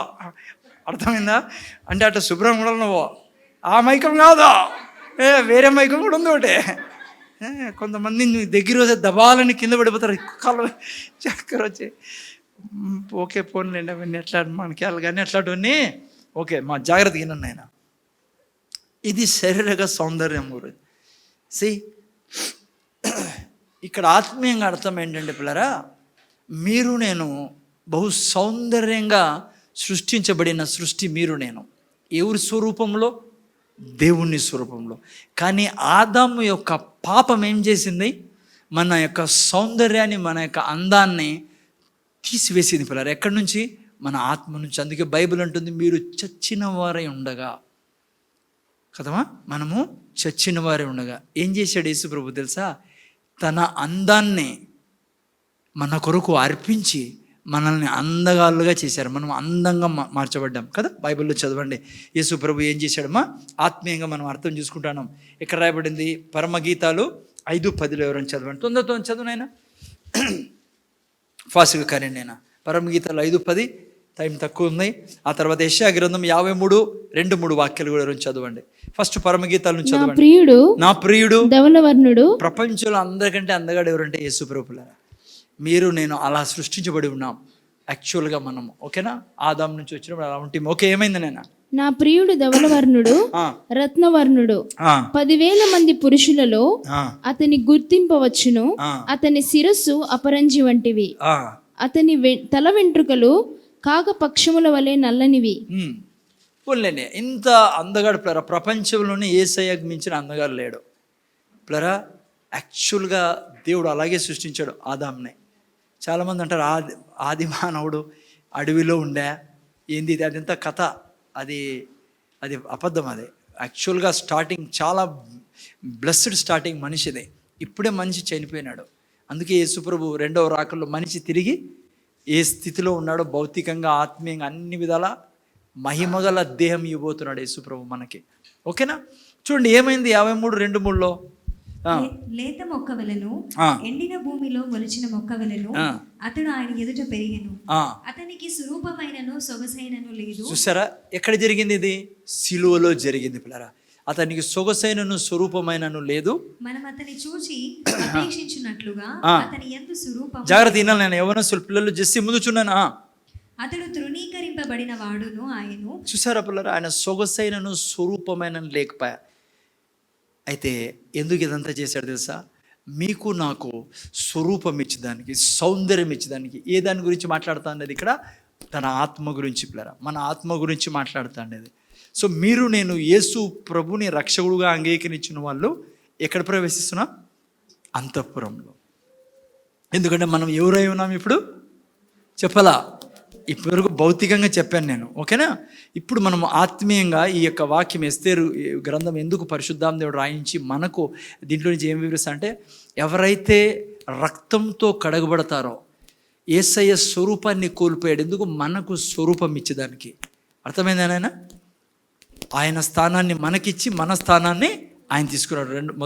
2 కొరింథీ 5:21 రాయబడింది. ఓకేనా? సో వీరే అంతఃపురంలో ఉంటారు. ఓకేనా? ఇప్పుడు మీరు నేను ఎవరై ఉన్నాం? సౌందర్యవతులను అందమైన వారే ఉన్నాం. అందుకే రాజు మనల్ని ఏం చేశాడు? అంతఃపురంలో ఆహ్వానించాడు. రెండవది ఏమైంది? ఏం గుణం ఉండాలా? కన్యక అయి ఉండాలా. మీరు నేను ఏమై ఉన్నాం? కన్యకలైన. 2 కొరింథీయులకు రాసిన పత్రిక 11:2 చదవండి. ఎవరన్నా ఫాస్ట్గా చదవండి, నేను తొందరగా తీసుకెళ్దాం. దేవాసక్తితో 11:2 సారీ, ఓకేనా? చదువునేనా? దేవాసక్తితో మీ ఎడల ఆసక్తి కలిగి ఉన్నాను. ఎందుకనగా పవిత్రురాలైన కన్యకనుగా ఒకడే పురుషునికి అనగా క్రీస్తుకు సమర్పింపవలనని మిమ్మును ప్రదానము చేసి తిని. జాగ్రత్తగా వినండి. బైబిల్ ఎప్పుడు కూడా మీరు చదివేటప్పుడు యూదుల కాంటెక్స్ట్లో చదవాలా, యూదుల ఆచారాన్ని తీసుకొని చదవాలా. జనరల్లీ ఏమవుతుందంటే ఇండియన్ కాంటెక్స్ట్లో ఏం పదమ్మా అది తెలుగు? ప్రధానం అంటూనే ఒక రకమైన థింకింగ్ ఏముంటుందంటే, ఇక్కడ ప్రధానం అయిన తర్వాత కూడా పెళ్ళయ్యే ముందు ఏదైనా గడబడి జరగచ్చు మన యొక్క ఇండియన్ కల్చర్లో కదా. ఏదో తెలుసో తెలుగు ఏదో మళ్ళీ కట్ చేసి ఉంటాయి. యూదుల లెక్క ప్రకారము ప్రధానం అంటే పెళ్ళి. జాగ్రత్త వింటాను, నేను కొద్దిగా చెప్తాను మీకు. అందుకే ప్రధానం అంటూనే, అంటే ఇంకా ప్రధానం చేయబడ్డామా అంటే ఆయన భార్య కాదా? సంఘం ఆయన భార్యని రాయబడింది కదా, ఆయన భర్తని రాయబడింది కదా. ఈడ ప్రధానం అంటే ఎందుకు రాస్తున్నాడు పౌలు అంటే, జ్యూస్ కాంటెక్స్ట్, యూదుల కాంటెక్స్ట్లో ఏ రోజు ప్రధానం చేయబడుతుందో ఆ రోజే భార్యగా పిలువబడుతుంది ఆమె, భర్తగా పిలువబడతాడు ఆయన. ఒక పెద్ద సాక్ష్యం ఏంటి బైబిల్లో? మీరు ప్రతి క్రిస్మస్ చదువుకుంటాం కదమ్మా. యోసేపుకి ఏమనింది దూత వచ్చి? ఏమన్నాడు దూత వచ్చి యోసేపుతో? నీ భార్యగు మరియా. సార్ ప్రధానమే కదా సార్ అయ్యిండేది, మేమిద్దరు ఒక చోటు లేమే, భార్య ఎట్లయితుంది అనలేదు. ఎస్, యూదుల వివాహ కార్యక్రమం ఎట్లా జరుగుతుందంటే, వాళ్ళిద్దరికీ ప్రదానం చేయబడిన తర్వాత ఇంకా భార్య భర్తలే వాళ్ళు, ఓకేనా? కానీ కలుసుకోరు ఇద్దరు. దాదాపు వాళ్ళ ఆచార ప్రకారము 6 నెలలు, కొన్నిసార్లు 1 సంవత్సరం గ్యాప్ పెడతారు. ఎందుకు గ్యాప్ పెడతారంటే వివాహపు విందు కోసము. ఏం విందు కోసము? అందుకే మీరు చూస్తే యోహాను సువార్త 4వ అధ్యాయంలోన కానా వివాహ విందు, పెళ్ళి కాదు అదే, వివాహపు విందు. యూదుల్లో ఏం చేసేవారంటే ప్రధానమైన తర్వాత ఈ యొక్క పెళ్లి కూతురు డబ్బులు సమకూర్చుకునే వాళ్ళు పెద్ద విందు చేసేవాళ్ళు. ఆ విందు రోజు భార్యాభర్తలు ఒకటిగా అయిపోయేవాళ్ళు. అదే కాంటెక్స్లో మనకు పౌలు ఏమంటున్నాడు, మీరు ఏం చేయబడి ఉన్నారు? ప్రధానం.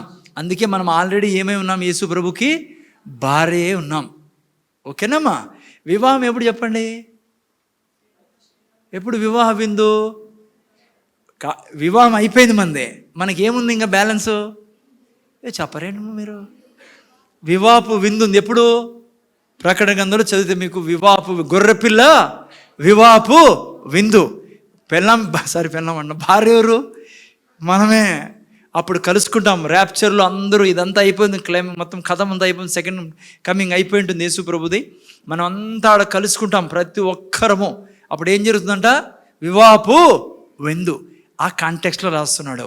అందుకే ఈరోజు మీరు నేను క్రైస్తవులైన మనం ఎవరు? భర్త కలిగిన వారము. నిన్న వారం అన్న స్వపురుషుడు కలిగిన వారము. ఇక్కడ మాదిరి కాదు, ఎంగేజ్మెంట్ అయిందిలే చూసుకుందాం మళ్ళా అని. మనము ఆల్రెడీ వివాహం చేయబడిన భార్య ఆయనకి. సో ఎంగేజ్మెంట్ అయిన తర్వాత ఇండియన్ కాంటెక్స్ట్లో కూడా ఏమవుతుందమ్మా? ఎంగేజ్మెంట్ అయిపోయిన తర్వాత మళ్ళీ ఇంకొక సంబంధం చూసేపోతారా? చేయరు కదా. ఆ విధంగా మన యొక్క స్వపురుషుడు కొరకే ఏం చేస్తుంది మేము ఎంగేజ్మెంట్ అయిన తర్వాత? ఈవెన్ ఈ రోజుకి కూడా ఎప్పుడు తనే తలుచుకుంటుంది భర్తగా, తనతోనే మాట్లాడుతుందా? మీకు తెలిసి ఇప్పుడు ఏం జరుగుతుంది? ఆ విధంగా జీవించాల మీరు నేను ఇక్కడ. ఆయన 24 కూడా కూర్చున్నా, లేచినా, పడుకున్నా, తిన్నా నా భర్త గురించే నేను ఆలోచించాలి. ఇప్పుడే నేను చెప్పా, భార్య శరీరం ఎవరిది? భర్తది. భర్త శరీరం ఎవరిది? భార్య. అందుకే ఆయన శరీరాన్ని ఇచ్చాడు మీ కొరకు, నా కొరకు. రోగాల్ని, శాపాన్ని అన్నీ తీసుకున్నాడు. ఎందుకంటే భార్య ఆరోగ్యంగా ఉండాలని, భార్య ఆశీర్వాదం ఉండాలని. జాగ్రత్తగా వినండి. అయితే ఈ యొక్క స్వపురుషుని నుంచి మనల్ని వేరు చేయాలని పరపురుషుడు అగు సాతాను నిరంతరము ప్రయత్నం చేస్తూ ఉంటాడు. వానికి తెలుసు అంతఃపురం నుంచి బయటికి తీసుకొస్తే ఏం పాలు చేయొచ్చు? శ్రమల పాలు చేయొచ్చు అని. సో అందుకనే యాకోబు ఏమన్నాడు? 4:7 చదవండి. ఏమన్నాడు? 4:4 యాకోబు గ్రంథం 4:4 ఫాస్ట్గా చదవండి అయినా. అందుకనే ఈ బైబిల్లో క్లియర్ రాయబడింది, ఎవరు మింగుదుమా అని శత్రువు తిరుగుతున్నాడు. ఎవరి మధ్యలో తిరుగుతున్నాడు? అన్యుల మధ్యలో కాదు, తన వివాహపు భార్య మధ్యలో తిరుగుతున్నాడు వీడు. ఎవరిని మృంగుదుమా? అందుకే ఈ పరపురుషుడు మన మీద చేయకుండా మన సుపురుషుని నుంచి మనం దూరం కాకుండా ఉండాలా. మన కన్యత్వాన్ని పోగొట్టుకోకూడదు పిల్లరా. ఎట్లా కన్యత్వం పోతుంది? చదువునేనా? వ్యభిచారిణులారా, ఈ లోక స్నేహము, చూసారా? వ్యభిచారులారా, ఈ లోక స్నేహము దేవునితో వైరమని మీరు ఎరుగరా? దేవునితో వైరమని మీరు ఎరుగరా? కాబట్టి ఎవడు ఈ లోకముతో, చాలండి, ఎవరు ఈ లోకంతో స్నేహం చేస్తాడో వాడు దేవునికి వాడు దేవునికి శత్రువగును. చూసారా పిల్లరా? వ్యభిచారము అనేదానికి మీరు బైబిల్లో చూసినట్లయితే ఒక రకంగా విగ్రహారాధనతో పోల్చారు అనమాట. ఒకవేళ జాగ్రత్త ముందర చూడండి. ఈ లోక స్నేహము దేవునితో ఏం చేస్తుంది? మనకు వైరం తెస్తుంది పిల్లరా. సాతాను ఎప్పుడు కోరుకునేది ఏంటంటే ఈ లోక స్నేహం చేయమని. ఏంటి లోక స్నేహం అంటే? వాళ్ళతో కూర్చోవడం, వాళ్ళతో లేయడము, వాళ్ళతో నడవడం పిల్లరా. కీర్తనకాడు రాశాడు, చదువుతారు 1వ అధ్యాయంలో 1వ వాక్యం చదవండి, నేను ఎక్స్ప్లెయిన్ చేస్తాను మీకు. తొందరగా చదవండి, నేను ఎవరైనా ఫాస్ట్గా. చెప్పున నడవక, పాపుల మార్గమున నిలవక, అపహాసకులు కూర్చుండ చోటున కూర్చుండగా, యెహోవా ధర్మశాస్త్రమును ఆనందించుచు దివారాత్రము దాన్ని ధ్యానించువాడు ధన్యుడు. ఏంటి చూడండి, కూర్చోకూడదు, లేయకూడదు, నడవకూడదు అంటే ఇంకా ఆఫీసులో పక్కన కూర్చోవా అమ్మా? అన్యులతో నడసవా? రోడ్లో పరిగెత్తవా? వస్తాంటే దూరము? నో, అది కాదు. అందుకే చాలా అవసరం వాక్యం చదువుతాడు మీరు దాన్ని కాంటెక్స్ట్ ప్లస్ రెవల్యూషన్ అవసరం. లోపల దాగున్న సత్యం అంటే వాళ్ళతో కూర్చోవడం అంటే ఏంటంటే వాళ్ళు తీసుకునే డిసిజన్స్ నువ్వు తీసుకోకు. ఎందుకంటే నువ్వు ఏం డిసిజన్ తీసుకోవాలో ఆల్రెడీ రాయబడి ఉంది. ఏ విషయం గురించైనా, అది వ్యాపారం చేస్తున్నావా నువ్వు అన్నిలతో, లేకుంటే భార్య గురించా, పిల్లల గురించా, చదువు గురించా. వాడు అంటాడు ఈరోజు సాయంత్రం నేను సినిమాకి పోతాను భార్య పిల్లలతో కలిసి. అప్పుడప్పుడు భార్య పిల్లలు సినిమాకి తీసుకెళ్ళాలి, నువ్వు తీసుకురా అంటాడు. నీ క్లోజ్ ఫ్రెండ్ కాబట్టి, ఆఫీస్లో కొలీగ్ కాబట్టి. నువ్వేమంటావు? ఆయన డిసిజన్స్లో పోవును, ఆయన నిర్ణయాల్లోకి పోవును. వాళ్ళ యొక్క నిర్ణయాలు, వాళ్ళ యొక్క పనులు, వాళ్ళ ప్రతి దాన్ని నువ్వు పక్కన పెట్టి నీ యొక్క జీవితాన్ని వాక్యంతో నడిపిస్తావు. అది కూర్చోద్దు, లేదు, నడవద్దంటే. అర్థమైందా నాయనా? సాతాను ఎప్పుడు ఏం చేస్తాడంటే నిన్ను ఆ పరపురుషుడు లాగాలని చూస్తూ అంటాడు. అందుకే ఇంకో వాక్యం చదవండి, 1 యోహాను 2:16 అనుకుంటా. చదవండి ఎవరు, 2:15 2:15 చదవండి. 2:15-16 చదవండి ఎవరిని చూస్తాం. తొందర చదువునైనా. లోకంలో ఉన్న వాటినైనా ప్రేమింపకుడి. చూసారా, లోకంలో ఉన్న వాటినైనా ప్రేమింపకుడి. ఎవడైనా లోకమును ప్రేమించిన ఎడల తండ్రి ప్రేమ వానిలో నుండదు. లోకంలో ఉన్నదంతయు అనగా లోకంలో ఉండేదంతయు శరీరాశ, నేత్రాశ, జీవపు డంబమును తండ్రి వలన పుట్టినవి కావు. ఓకే, లోక సంబంధమైనవి. మూడిట్లో చాలా జాగ్రత్తగా ఉండాలి ప్లారా. నువ్వు లోకానికి సంబంధించినోడు కాదు, నువ్వు పరలోకానికి సంబంధించిన వ్యక్తివి. సో అందుకనే ఈ లోకంలో ఉన్నప్పుడు, ఈ లోకంలో ఉండేదంతా ఏంటిమా, నక్షత్ర పైన చూడు ఏముంది, నేత్రాశ, శరీరాశ, జీవబలం. నేత్రాశ అంటే ఏంటి? ఈ పరపురుషుడు ఏం చేస్తాడంటే మన స్వపురుషుణ్ణి బాధపడేటట్లుగా మన వ్యవహారాన్ని మనం వ్యవహరించాలని ప్రయత్నం చేస్తాడు. చాలామంది సిస్టర్స్, బ్రదర్స్ నాకు బాగా అనుభవం, వీళ్ళతో వాళ్ళు వెళ్ళిపోయారు లోకంలోకి పిల్లరా. ఎందుకంటే ఈ 3 ఏరియాస్లో జాగ్రత్తగా ఉండకపోవడం వల్ల. నేత్రాశ పిల్లరా, కనపడిందన్నీ మనం చూడకూడదు, చాలా జాగ్రత్తగా కళ్ళని పెట్టుకోవాలా. కొంతమందికి ఎంత చెప్పినా సీరియళ్ళు, సినిమాలు, ఇంకేమున్నాయో అవి, ఇవన్నీ గలీజ్ అంతా చూస్తూ ఉంటారు. మీకు తెలీదు దానివల్ల ఎంత డేంజరో. ఆ తర్వాత న్యూస్, నాకు తెలియదు ఎవరైనా చెప్తారో చెప్పారో న్యూస్ గురించి, కానీ నేను మాత్రం మీకు చెప్పాలనుకుంటా. స్పాయిల్ చేసి పెడుతుంది మీ లైఫ్ని.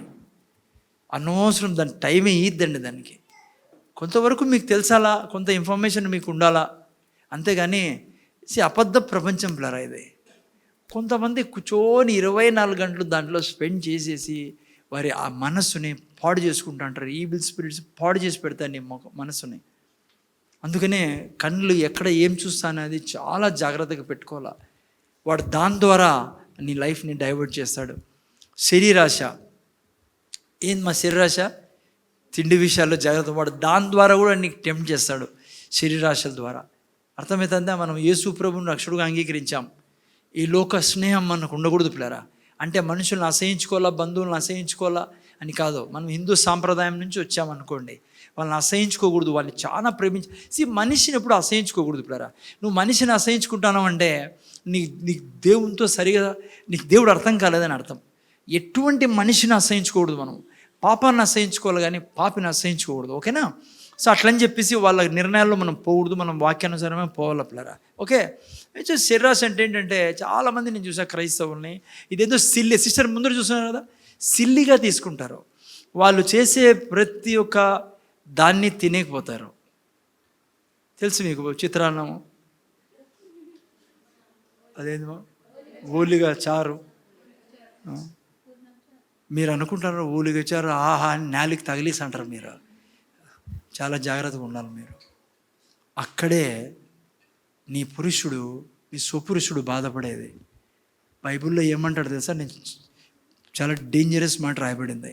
1 కొరింథీయుల్లో 10 లాస్ట్ వాక్యాలు చదివితే, నువ్వు ఆడ చేయేస్తావు, ఏడా బల్లల్లో చేయేస్తావు, నువ్వు ఆడ కులపి వింటాను కదా, నువ్వు జాగ్రత్త తినాలి, నువ్వు నీకు టోపీ వేసేకున్నారు ఆడ ఏడ చేయేస్తావు, ఈడ చేయేస్తావు కదా, ఆడ చేయేస్తున్నావు. ఇది దేవుందంట. అదేముందో తెలుసా? దయ్యాలదని రాయబడింది. బంధువులు పిలుస్తారు నీకే, నువ్వు అనుకుంటాడో బంధువులు పిలుస్తున్నారని.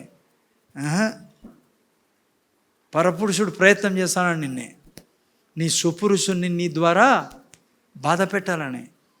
చాలా డేంజర్. వ్యభిచారంతో ఎందుకు పోల్చాడు తెలుసా? ఆయన మన స్వపురుషుడు. మా సిస్టర్ వింటున్నారు కదా, ఆయన్ని కాదని నువ్వు ఏం చేసినా ఓ రకంగా వేరే పురుషుడితో సంబంధం పెట్టుకున్నట్లే. అందుకే వ్యభిచారం అంటుంది. ఏదాన్ని మీకు తెలిసి ఏదాన్ని వ్యభిచారం అంటుంది. చాలా డేంజర్ ప్లర్ ఇవన్నీ. వాళ్ళు బిర్యానీ పెడతారని, వాళ్ళు చారు పెడతారని మనం తినకూడదు. అలా చేసుకొని రెండు నష్టాలు దాంతో. ఒకటి దేవుణ్ణి బాధ పెడతాము, రెండవది వాళ్ళని నష్టపరుస్తున్నాం మనము, వాళ్ళని మోసం చేస్తున్నాము. భయంకరమైన దగ అదే, చాలా చీటింగ్ అదే. నువ్వు దేవుణ్ణి తెలుసుకున్నావు, వాళ్ళకి దేవుడు తెలియదు, కానీ నువ్వు అక్కడ ఉన్నావు ఇక్కడ ఉన్నావు, వాళ్ళని కన్ఫ్యూజ్ చేస్తున్నాను. అక్కడే నువ్వు నిలబడాల్సిందే. లోకంతో స్నేహం అంటే ఇదే. నేను ఇది తినను, మిగతా రోజులు మీరు పిలిచండి, వారం రమ్మంటే వస్తాం, మొత్తం జనమంతా వచ్చేసాం, ఇంట్లో ఉండేదంతా చేసుకొని 70 మంది ఉన్నాం, అందరూ వచ్చేసాం, మీ ఇంట్లోనే ఉంటాము. ఎన్ని రోజులు? వారం రోజులు. ఏం చేసావో చెయ్యి, కసితో తింటాను అన్నాను మనము. కానీ మన వాళ్ళకి అదే రోజే కాల, ఆ రోజు చేసిన చారే బాగుంటుంది. ఏమంటారు నాయనా నిసి, ఆ రోజు చేసిన చారు ఎంత బాగుంటుందో కదా. వస్తుందా క్యారీరు? రాదు కదా, తెప్పించుకోద్దండి. చాలామంది క్రైస్తవులు ఉన్నారు ఈ సంఘంలో, ఉన్నారో లేదు నాకు తెలియదు. ఉన్నారా ఇక్కడ? ఆ రోజు క్యారీర్ వస్తుంది సార్ మాకు స్టార్టింగ్లో వస్తుండే క్యారీర్, స్టీల్ క్యారీర్ ఇంత పెద్దది. స్టార్టింగ్లో మా ఇంటికి కాదనుకోండి, వేరే వాళ్ళ ఇంటికి వస్తాండే, వీళ్ళ ఇంట్లో ఉంటాంటే అప్పుడు అటు నుంచి వచ్చి. నాకు తెలుసు బైబిల్, అర్థమవుతుంది. ఆ టైంలో చారు ఒకటే తెలుసు నాకే. చాలా డేంజర్. నేత్రాశ, శరీరాశ, ఇంకోటి జీవోడంబం. ఏం జీవోడంబము? ప్రతిదీ తన పేరుతో రాసుకోవడము.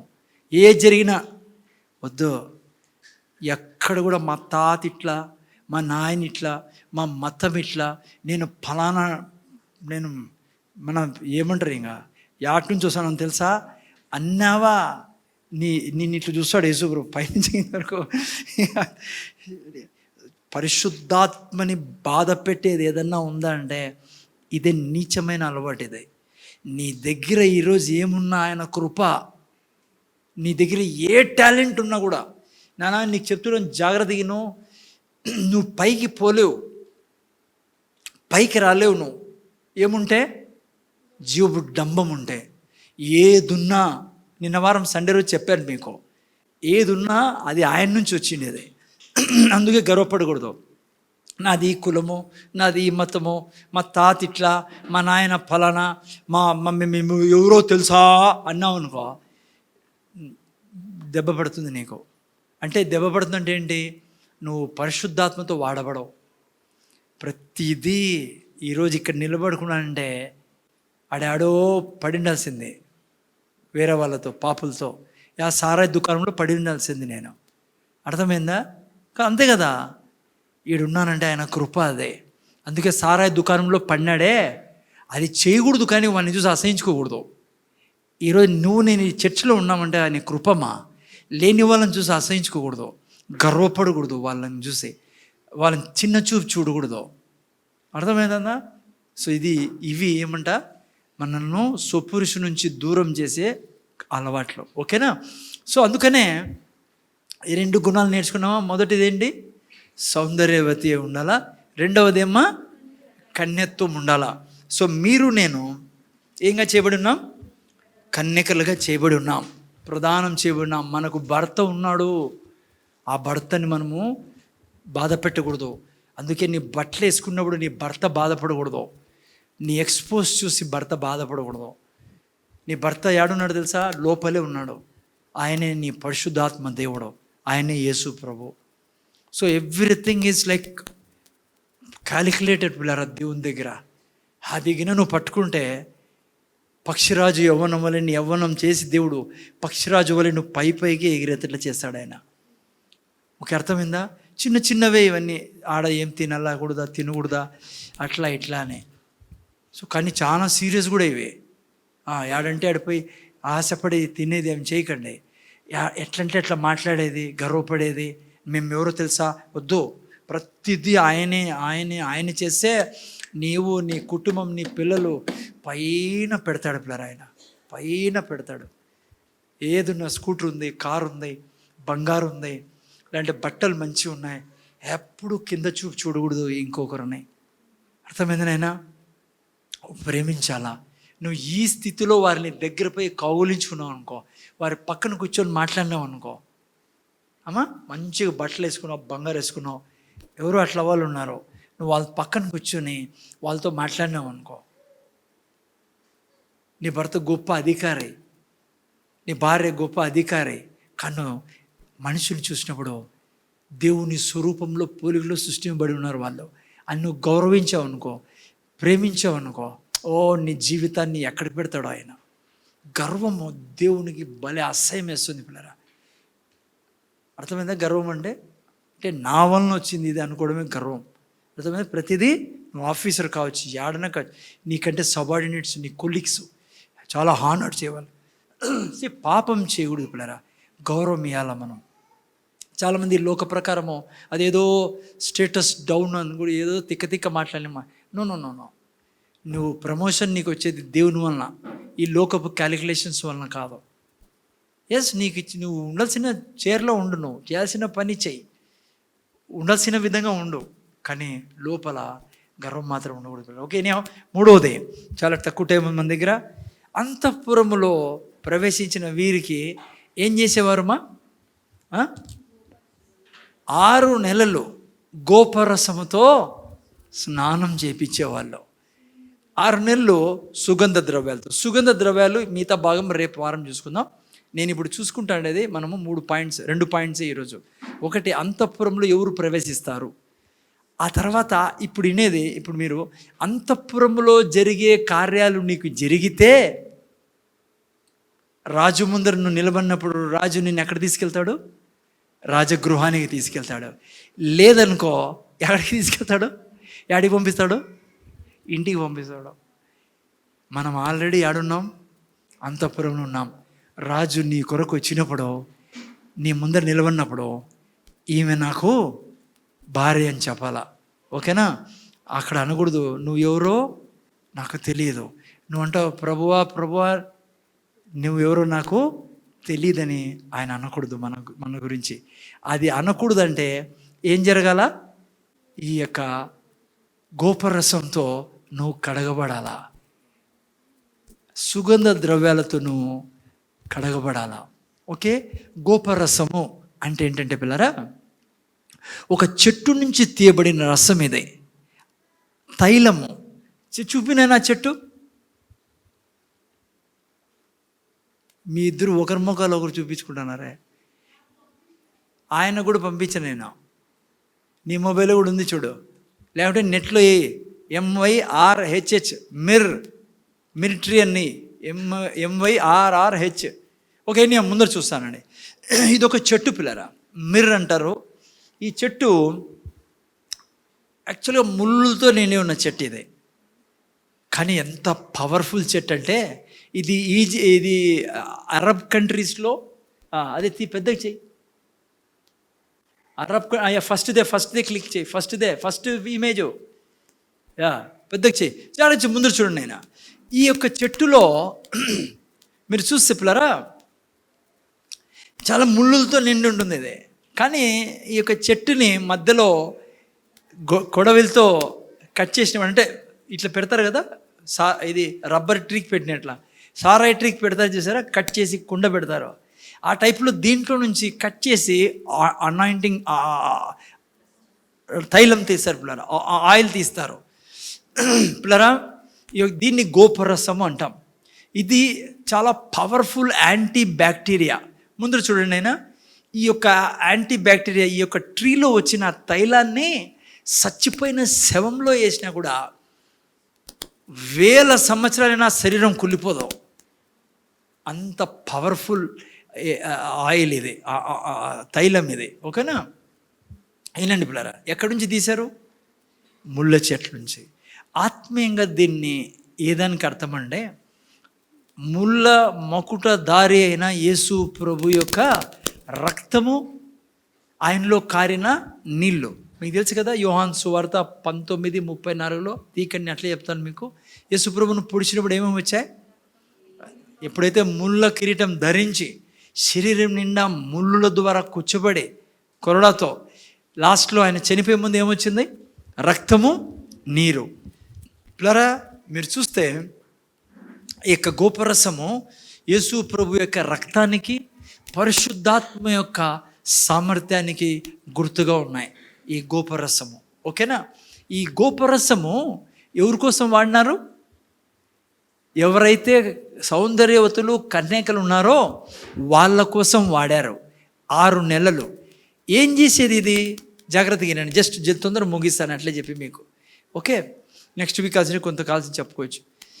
ఈ యొక్క గోపరసం యొక్క శక్తి ఏంటంటే, ఆ యొక్క రాణిగా ఉందే ఆమె, రాణి కావాలని వచ్చిందే ఆ స్త్రీని వింటున్నారా, ఆ శరీరానికి పూసేవాళ్ళు, ఆమెకు స్నానం చేయించారు, దాంతో తిక్కేవాళ్ళు. అమ్మ ఎందుకు తెలుసా?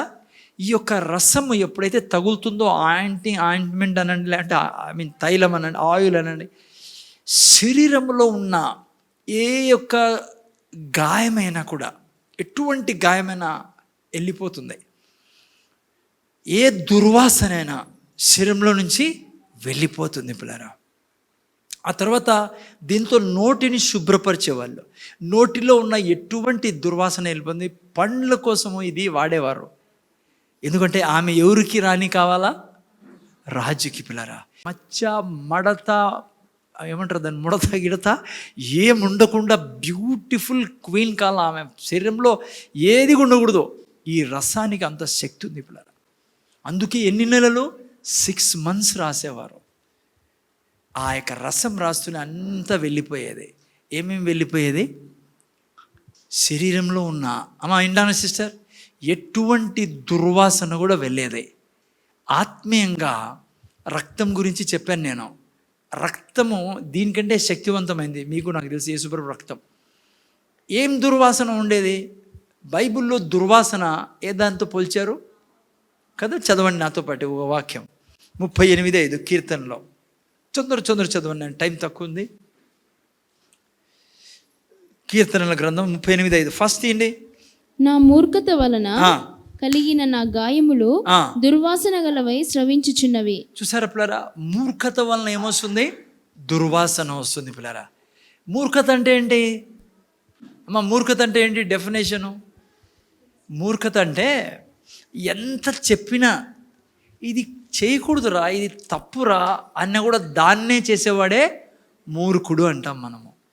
దానివల్ల ఏమొస్తా అంటుందంట? దుర్వాసన. బైబిల్లో అనేక విషయాలు దేవుడు చెప్పాడు, చేయొద్దని. నేను చదివితే చాలా టైం పడుతుంది. ఓకే, ముఖ్యంగా శరీర కార్యాలు, కోపము, క్రోధము, కుళ్ళు, అసూయ, ద్వేషము పరిశుద్ధాత్మని దుఃఖపరుస్తాయని రాయబడింది పిల్లరా. సో ఈ యొక్క కార్యాలు చేయకూడదు మనము. ఇన్ కేస్ ఏది జరిగినా మన దగ్గర ఉండే తైలం ఏంటి? యేసు రక్తం పిల్లరా. యేసు రక్తంలోకి వెళ్ళాలి మనము. పరిశుద్ధమైన రక్తంలో మనము కన్ఫెస్ చేయాలా. ఎక్కడున్నావు నువ్వు? అంతఃపురంలో ఉన్నావు. ఏ దానికోసం వెయిట్ చేస్తున్నావు? రాజగృహంలో ప్రవేశించేదానికి. నువ్వు యేసయ్యను ప్రభుగా స్వీకరించిన తర్వాత నువ్వు అలాగే దుర్వాసనతో పోతున్నావు అనుకో, రాజు ముందర నిలబడే రోజు నిన్ను తిరస్కరించే పరిస్థితులు వస్తాయి. చాలామంది అలాగే జీవిస్తూ ఉన్నారు. అందుకే ఎబ్రిల్ రాసిన పత్రికలో 6:4 తీకండి, అక్కడ అంటాడు, నువ్వు ఆయన్ని రుచి చూచిన తర్వాత కూడా తిరిగి నువ్వు కుక్క మాదిరి అదే వాంతికి తింటే నువ్వు ఆయన రక్తాన్ని కాళ్ళ కిందేసి తొక్కుతున్నావు అంటాడు. అందుకే పాపంతో మనం జీవించకూడదు పిల్లరా. మూర్ఖుడు తన మూర్ఖత వలన గాయం కలిగినాయంట. ఆయనకు దుర్వాసన వస్తుంది ఆ గాయాల్లో. అమ్మా, మనుషులకు దుర్వాసన వస్తుంది నువ్వు ప్రభువుని నమ్ముకొని శరీర కార్యాలు చేస్తూ ఉంటే. పరిశుద్ధాత్మకి, దేవునికి దుర్వాసన వస్తుంది. అందుకే ఎప్పుడు కూడా ప్రార్థనలో పోతూనే దేవునికి చెప్పాలా, అయ్యా నా దిక్కు చూడు, నువ్వు నీకేమన్నా దుర్వాసన వస్తుందో నా దగ్గర నుంచి, నా క్రియలు ఎట్లున్నాయి, నా ఆలోచనలు ఎట్లున్నాయి, ప్లీజ్ నా పురుషుడు నువ్వు. అంతే కదమ్మా, బతుకుతానేది నీ వల్లనే, ఊపిరిస్తానేది దేవుడు నువ్వు, కడుపుకు అన్నం పెడతానేది నువ్వు, ఈరోజు పడుకొని పొద్దున్న లేస్తానేది నీ దయ వలన, రోడ్లోకి పోయి తిరిగి ప్రయాణం చేసి వస్తానని నీ కనికరం వలన, బయట పాతాళం కాసుకొని ఉంది పిల్లరా, ఎవరిని రింగుదుమా అని. నా దేవుడు నన్ను కాపాడిండేది. గుండెలు చీల్చుకోవాలి ఆయన ఎదుట, నీ భార్యని నేను నీకు తప్ప ఇంకెవరికి దక్కకూడదు.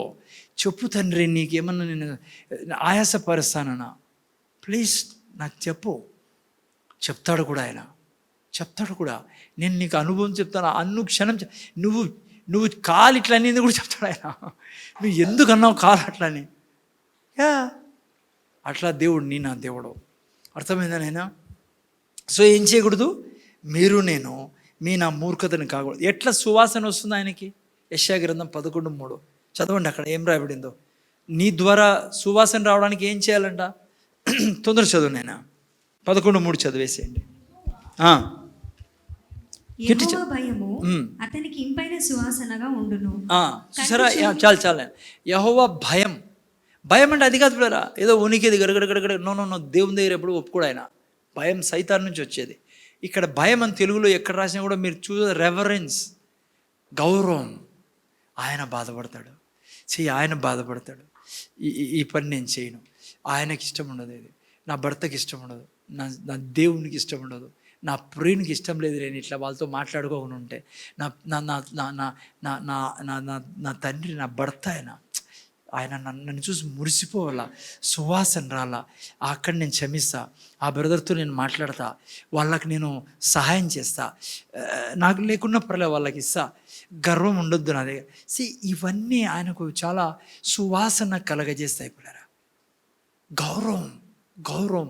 ఆయన ఉన్నాడు, ఆయన చూస్తున్నాడు. ఆయన మార్చాలని నీ భర్తని, ఆయన మార్చాలని నీ పిల్లల్ని. నువ్వు ఊరికే అనవసరంగా పాపంలో, శరీర కార్యాల్లో అలా జీవిస్తుంటే దుర్వాసన వస్తుంది పిల్లరా. మూర్ఖత అదే. ఓకేనా? సో ఇది గోపరసం వారేవారు ఆమెను. రెండవది, అదే టైం తక్కువ మనం తీసుకోవడం. రెండవది, పండ్లని శుద్ధీకరించేవారు స్పెషల్గా. దీనికి అర్థం ఏమంటే ఆమోస్ గ్రంథము 4:6 రాయబడింది పండ్ల గురించి.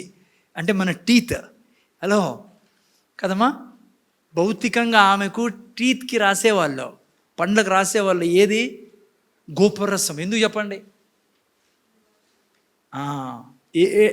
ఏ డికే ఉండకూడదని, ఏ చెడ్డ ఉండకూడదు నోట్లో. ఎవరితో మాట్లాడాలి? ఏమే రాజుతో. ఎవరితో మాట్లాడాలి నాయన? ముందర చూడు మోని ఎవరితో మాట్లాడాలా? నిశితో కాదు, రాజుతో. అర్థమవుతుందమ్మా? సో ఏం రాకూడదంట? ఆత్మీయంగా అర్థమేమో తెలుసా? పండ్లకి ఆహారము ఆత్మీయ అర్థం. పండ్ల గురించి మీరు ఆడ చదివితే ఆమోస్ గ్రంథంలో. అంటే ఏమని అర్థము? అనుక్షణము మన ఆహారం ఏంటి చెప్పండి? వాక్యం పిల్లరా. నా ఆహారము వాక్యం. కాబట్టి ఎప్పుడు మీరు నేను ఏం చేయాలా? వాక్యాన్ని మాట్లాడుతూ ఉండాలా పిల్లరా. మీకు అర్థమైందా? ఎందుకు చెప్పండి వాక్యాన్ని చదవాలా, వాక్యాన్ని మాట్లాడాలా? ఎందుకంటే ఆ రాజుతో కలుసుకునే దానికి ఎలా కలుసుకోవాలని ఎక్కడ రాయబడింది? వాక్యంలో రాయబడింది. అందుకే వాక్యాన్ని ఏమంటారు తెలుసా?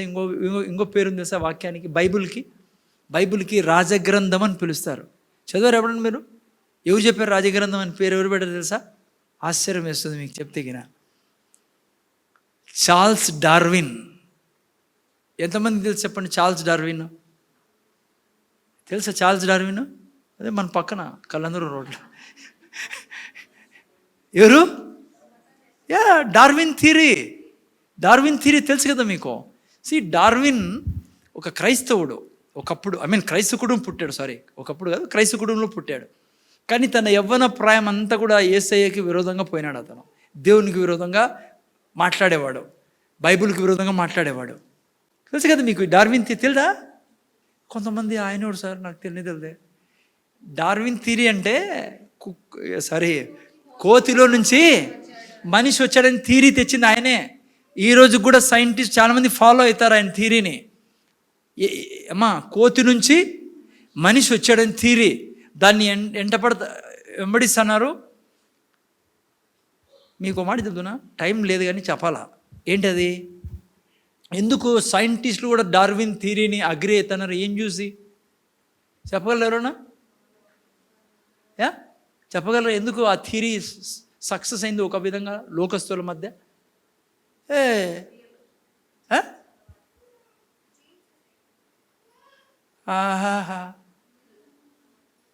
అరే ఇది ఏబిసిడి, ఇది ఏ ఫర్ యాపిల్, ఏల్ చర్చోళ్ళకి. ఎందుకు డార్విన్ థియరీ? అరే రే జాగ్రత్తగా ఇది కూడా హలో ఏ ప్రాణి శరీరమైనా, ఈ భూమి మీద బ్రతుకుతున్న ఏ ప్రాణి శరీరమైనా అటు నుంచి వచ్చింది? గడి చెప్పండి, భయపడతారు ఎందుకు? ఏమో డబ్బులు వేసామా, ఫైన్ వేసామా? గడి చెప్పండి, పేతురు మాదిరే. మట్టిలో నుంచే కదా. కోతిలో నుంచి మనిషి ఎందుకు వచ్చాడు అన్నారంటే డార్విను, కోతి చూడండి ఏళ్ళు ఉంటాయి మన మాదిరే, కాళ్ళ ఏళ్ళు ఉంటాయి, దాదాపు చింపాంజీలు మన మాది నిలబడతాయి కూడా. సో ఈయన చూసి నేను మహాజ్ఞానిని, కోతుల్లో నుంచి మనిషి వచ్చాడని థియరీ రాశాడు. ఎందుకు రాశాడు? సైంటిస్టులు ఎందుకు ఓకే అన్నారు ఇది కరెక్టే అని? దేవుడు తెలీదు వాళ్ళకి. ఏనండి చెప్తాను నేను. కోతిలో, పులిలో, సింహంలో, నీలో, నాలో బాడీలు ఈయన చూసే అన్నీ ఏమేమైతే మనలో ఉన్నాయో దాంట్లో ఉన్నాయి. ఎందుకంటే మనం అంతా వచ్చింది అటు నుంచి, అంటే శరీరం వచ్చింది అటు నుంచి, మట్టిలో నుంచి. అందుకే మన శరీరంలో కాల్షియం ఉంది, కోతి శరీరంలో కూడా ఉంటుంది. మ్యాగ్నీషియం యాడుంది, మనలో ఉంది, దాంట్లో ఉంటుంది. అర్థమైందనైనా? ఇప్పుడన్నా అన్నీ ఏమేమిదే ఖనిజ పదార్థాలు లోపల ఇనుము ఉంది మన బాడీలో, కోతి బాడీలో, సింహం బాడీలో. ఎందుకు? బైబిల్లో మొదటి పేజీలో రాయబడింది కదా. దేవుడు భూమితో అన్నాడు, ఏమన్నాడు? నువ్వు నానా జాతి యొక్క జంతువుల్ని పుట్టించమని. ఎవరు పుట్టించినది శరీరాన్ని, జంతువులన్నింటినీ? భూమి. కానీ నేను జంతువుల నుంచి రాలా, నేను ఎవరిని? ఆత్మని. ఈ కవర్ ఇచ్చాడు దేవుడు ఇక్కడ, ఈ శరీరాన్ని ఇక్కడ ఉండాలి కాబట్టి. భూమి మీద ఏ మనిషి అన్నా బ్రతకాలంటే ఏం కావాలా? శరీరం కావాలా. అందుకే శరీరం నుంచి బయటకు వస్తూనే ఆత్మ యాటికి పోతుంది, పరలోకానికి వెళ్తుంది. ఇక్కడ బ్రతకాలంటే ఓ మనిషి ఏం కావాలా? ఏ ప్రాణైనా భూమి మీద బతకాలంటే ఏం కావాలా? సైతాన్ కూడా అదే శరీరం కావాలా. ఎందుకంటే వాడు భూమి మీద ఉండాలంటే. లా ఒప్పుకోదు, శరీరం లేకుండా స్పిరిట్ ఉండడానికి వీలు లేదు. అందుకే డీమన్ స్పిరిట్స్కి బాడీ కావాలా ఈ భూమి మీద ఉండి అవి జీవించాలంటే. అందుకే ఎతుకుతుంటాయి శరీరాన్ని. ముందు చూడండి ఆయన ఎందుకు కోతి నుంచి వచ్చిన థియరీ సక్సెస్ అయిందంటే, క్రిస్టియన్గా మీకు నాకు తెలిసినలా కారణం ఇది. బాడీని చూస్తున్నారు వాళ్ళు, బాడీనే మనిషి అనుకుంటున్నారు. బాడీ మనిషి కాదు, బాడీ మనిషికి కవరు, బట్టల్లాగా. ఆ బాడీలో నుంచి అన్ని రక్తాన్ని చూసినప్పుడు, ఆ రక్తాన్ని చూసినప్పుడు, ఎముకల్ని చూసినప్పుడు కోతిలోంచి వచ్చాను కాదు. జాగ్రత్త వినండి. అది బాడీ థియరీ. కానీ డార్విన్ థియరీ ఏమైంది అసలు లాస్ట్కి? ఒక సిస్టర్ పోయింది, ఆమె సువార్త చెప్పేదానికి డార్విన్కి. వృద్ధాప్యంలో పోయిండేది కూడా ఎవరో కాదు, ఆంధ్ర ఆమె అంట. యాక్చువల్ ఆమె ఫారినరు, వాళ్ళ ఫ్యామిలీ ఇండియాలో ఉండేది. ఆయన రాజమండ్రి బ్రిడ్జ్ కట్టిన సైంటిస్టు, మిస్టర్ కాటన్ దొరనో ఏదో అంటారు, నాకు పూర్తి పేరు. ఆయన కూతురు డార్విన్ గారికి సువార్త చెప్పాలని కోరికతో పోయింది ఓ రోజు ఇంటికి. పోతే అప్పటికే డార్విన్ బైబిల్ చదువుతున్నాడు, చార్ల్స్ డార్విన్. ఆమె అనిందంటారు, సార్ ఆశ్చర్యపోయి మీరు ఏం చదువుతున్నారని బైబిల్ అక్కడ పక్కన పెట్టాడంట. ఆయన అన్నాడంట, ఇది రాజగ్రంథము అని. రాజగ్రంథం? ఇంతవరకు నేను పరిశుద్ధ గ్రంథం అని విన్నాను, మీరు రాజగ్రంథం అంటున్నారంటే. ఆయన చెప్పాడు, అమ్మా రాజులు అనేక మంది ఉన్నారు, రాజులందరికీ రాజు ఎట్లా మన యేసు రాజో. గ్రంథాలు అనేక గ్రంథాలు ఉన్నాయి, ప్రతి గ్రంథానికి ఈ గ్రంథము రాజు. అనేక మార్గాలు ఈ లోకంలో ఉన్నాయి, కానీ యేసు మార్గమే అసలైన మార్గం. అదేవిధంగా ఏ మనిషి అయినా రాజు ముందర నిలబడి రాజరికం చేయాలి అంటే, రాజుతో జీవించాలంటే ఈ గ్రంథాన్ని చదవాలా. అందుకే ఇది రాజగ్రంథం అన్నాడు ఆయన, చార్ల్స్ డార్విన్. ఆమె అనిందంట, సార్ బాగానే ఉంది కానీ మీరు చాలా థియరీస్ రాశారే కోతి గురించి అంటే. ఆయన ఏం చెప్పాడు తెలుసా? Those are formless theories. నాకు ఇప్పుడు దేవుడు తెలుసు, అజ్ఞానంతో మాట్లాడనవి. సో ఒక రకంగా చెప్తే శరీరం గురించి అట్లా అనుకునేది ప్రతి జంతువులను తీసేవే ఉంటాయి. అర్థమైందని ఆయన. అందుకే ఏదైనా టెస్ట్ చేయాలంటే మన శరీరానికి సరిపోయేటట్లా ఏ దాని మీద టెస్ట్ చేస్తారు? జంతువు మీదే. విషం తీసుకొని ఏ దాంట్లోకి వేస్తారు? పాము కాటు, పాముకి యాంటీ, వీళ్ళకి మెడికల్ ఎట్లా తీశారు? మనిషిలో మనిషి చచ్చిపోతాడు, జంతువులో పంపించి ఆ జంతువు చచ్చిపోయినా పర్లే, ఆ జంతువు నుంచి మళ్ళా ఆ యొక్క యాంటీ డోస్ తీసి మనిషికి వేస్తారు. ఇంత ఉంది బైబిల్ రాజగ్రంథం ఇది. ఓకే, నేను చార్లెస్ డార్విన్ గురించి ఇంత టైం పెట్టా మనకి. ఓకే, రాజగ్రంథం ఇది. ఎందుకో తెలుసా? నిన్ను రాజు ముందర నిలబెట్టి రాజుతో నువ్వు సంసారం చేసేటట్లు చేసేది కాబట్టే ఇది వాక్యం ద్వారా నువ్వు అనుక్షణం నింపబడతాను. అలా పండ్లు అంటే అది నోరు కడుగుతుంది ఈ యొక్క తైలం, ఓకేనా? నోట్లో ఉన్న ప్రతిదీ చెడ్డ తీయేస్తుంది, పండ్లు, నోరు, నాలుకంతా. అందుకనే ప్రతిదీ స్వాధీనపరుచుకుంటాడు మనిషి. ఏది స్వాధీనం కాదు మనిషికి? నాలుక. అందుకే పరిశుద్ధాత్మ దేవుడు వచ్చినప్పుడు ఎట్లొచ్చాడు? ఆత్మరూపంలో వచ్చాడు. ఓకే, పరిశుద్ధాత్మ రూపంలో. చాలు, ప్రార్థన చేసుకుందాం. నెక్స్ట్ వీక్ ప్రార్థన ముందుకెళ్దాం. రేపు నెక్స్ట్ వీక్ సుగంధ ద్రవ్యాల గురించి చూసుకుందాం. ఓకేనా? ప్రార్థన చేసుకుందాం. తండ్రి, మాకు నా ప్రభు యేసుక్రీస్తులో కృతజ్ఞతలు. ఈ సమయంలో నాయనా విన్న ఈ వాక్యాలు మర్చిపోకుండా మేము అంతఃపురంలో ఉన్నాం. మేము సౌందర్యవంతులము, కన్యకలము, ఒక పురుషుడు కలిగిన వారము, ప్రదానం చేయబడిన వాళ్ళము, సుగంధ ద్రవ్యాలతో గోపరసంతో అనుక్షణం కడగబడుతున్న వాళ్ళము. ఎందుకంటే యుగ యుగాలు రాజుతో జీవించాలా, మా ప్రియునితో, మా ప్రభుతో జీవించాలా. ఈ గొప్ప జీవితం ఇచ్చినందుకు కృతజ్ఞతలు చెల్లించుకుంటూ యేసు నామములో అడుగుచున్నాం తండ్రి, ఆమేన్. సో పిల్లరా, ఒక రిక్వెస్ట్ ఏంటంటే, బెనెడిక్షన్ ఇవ్వక ముందు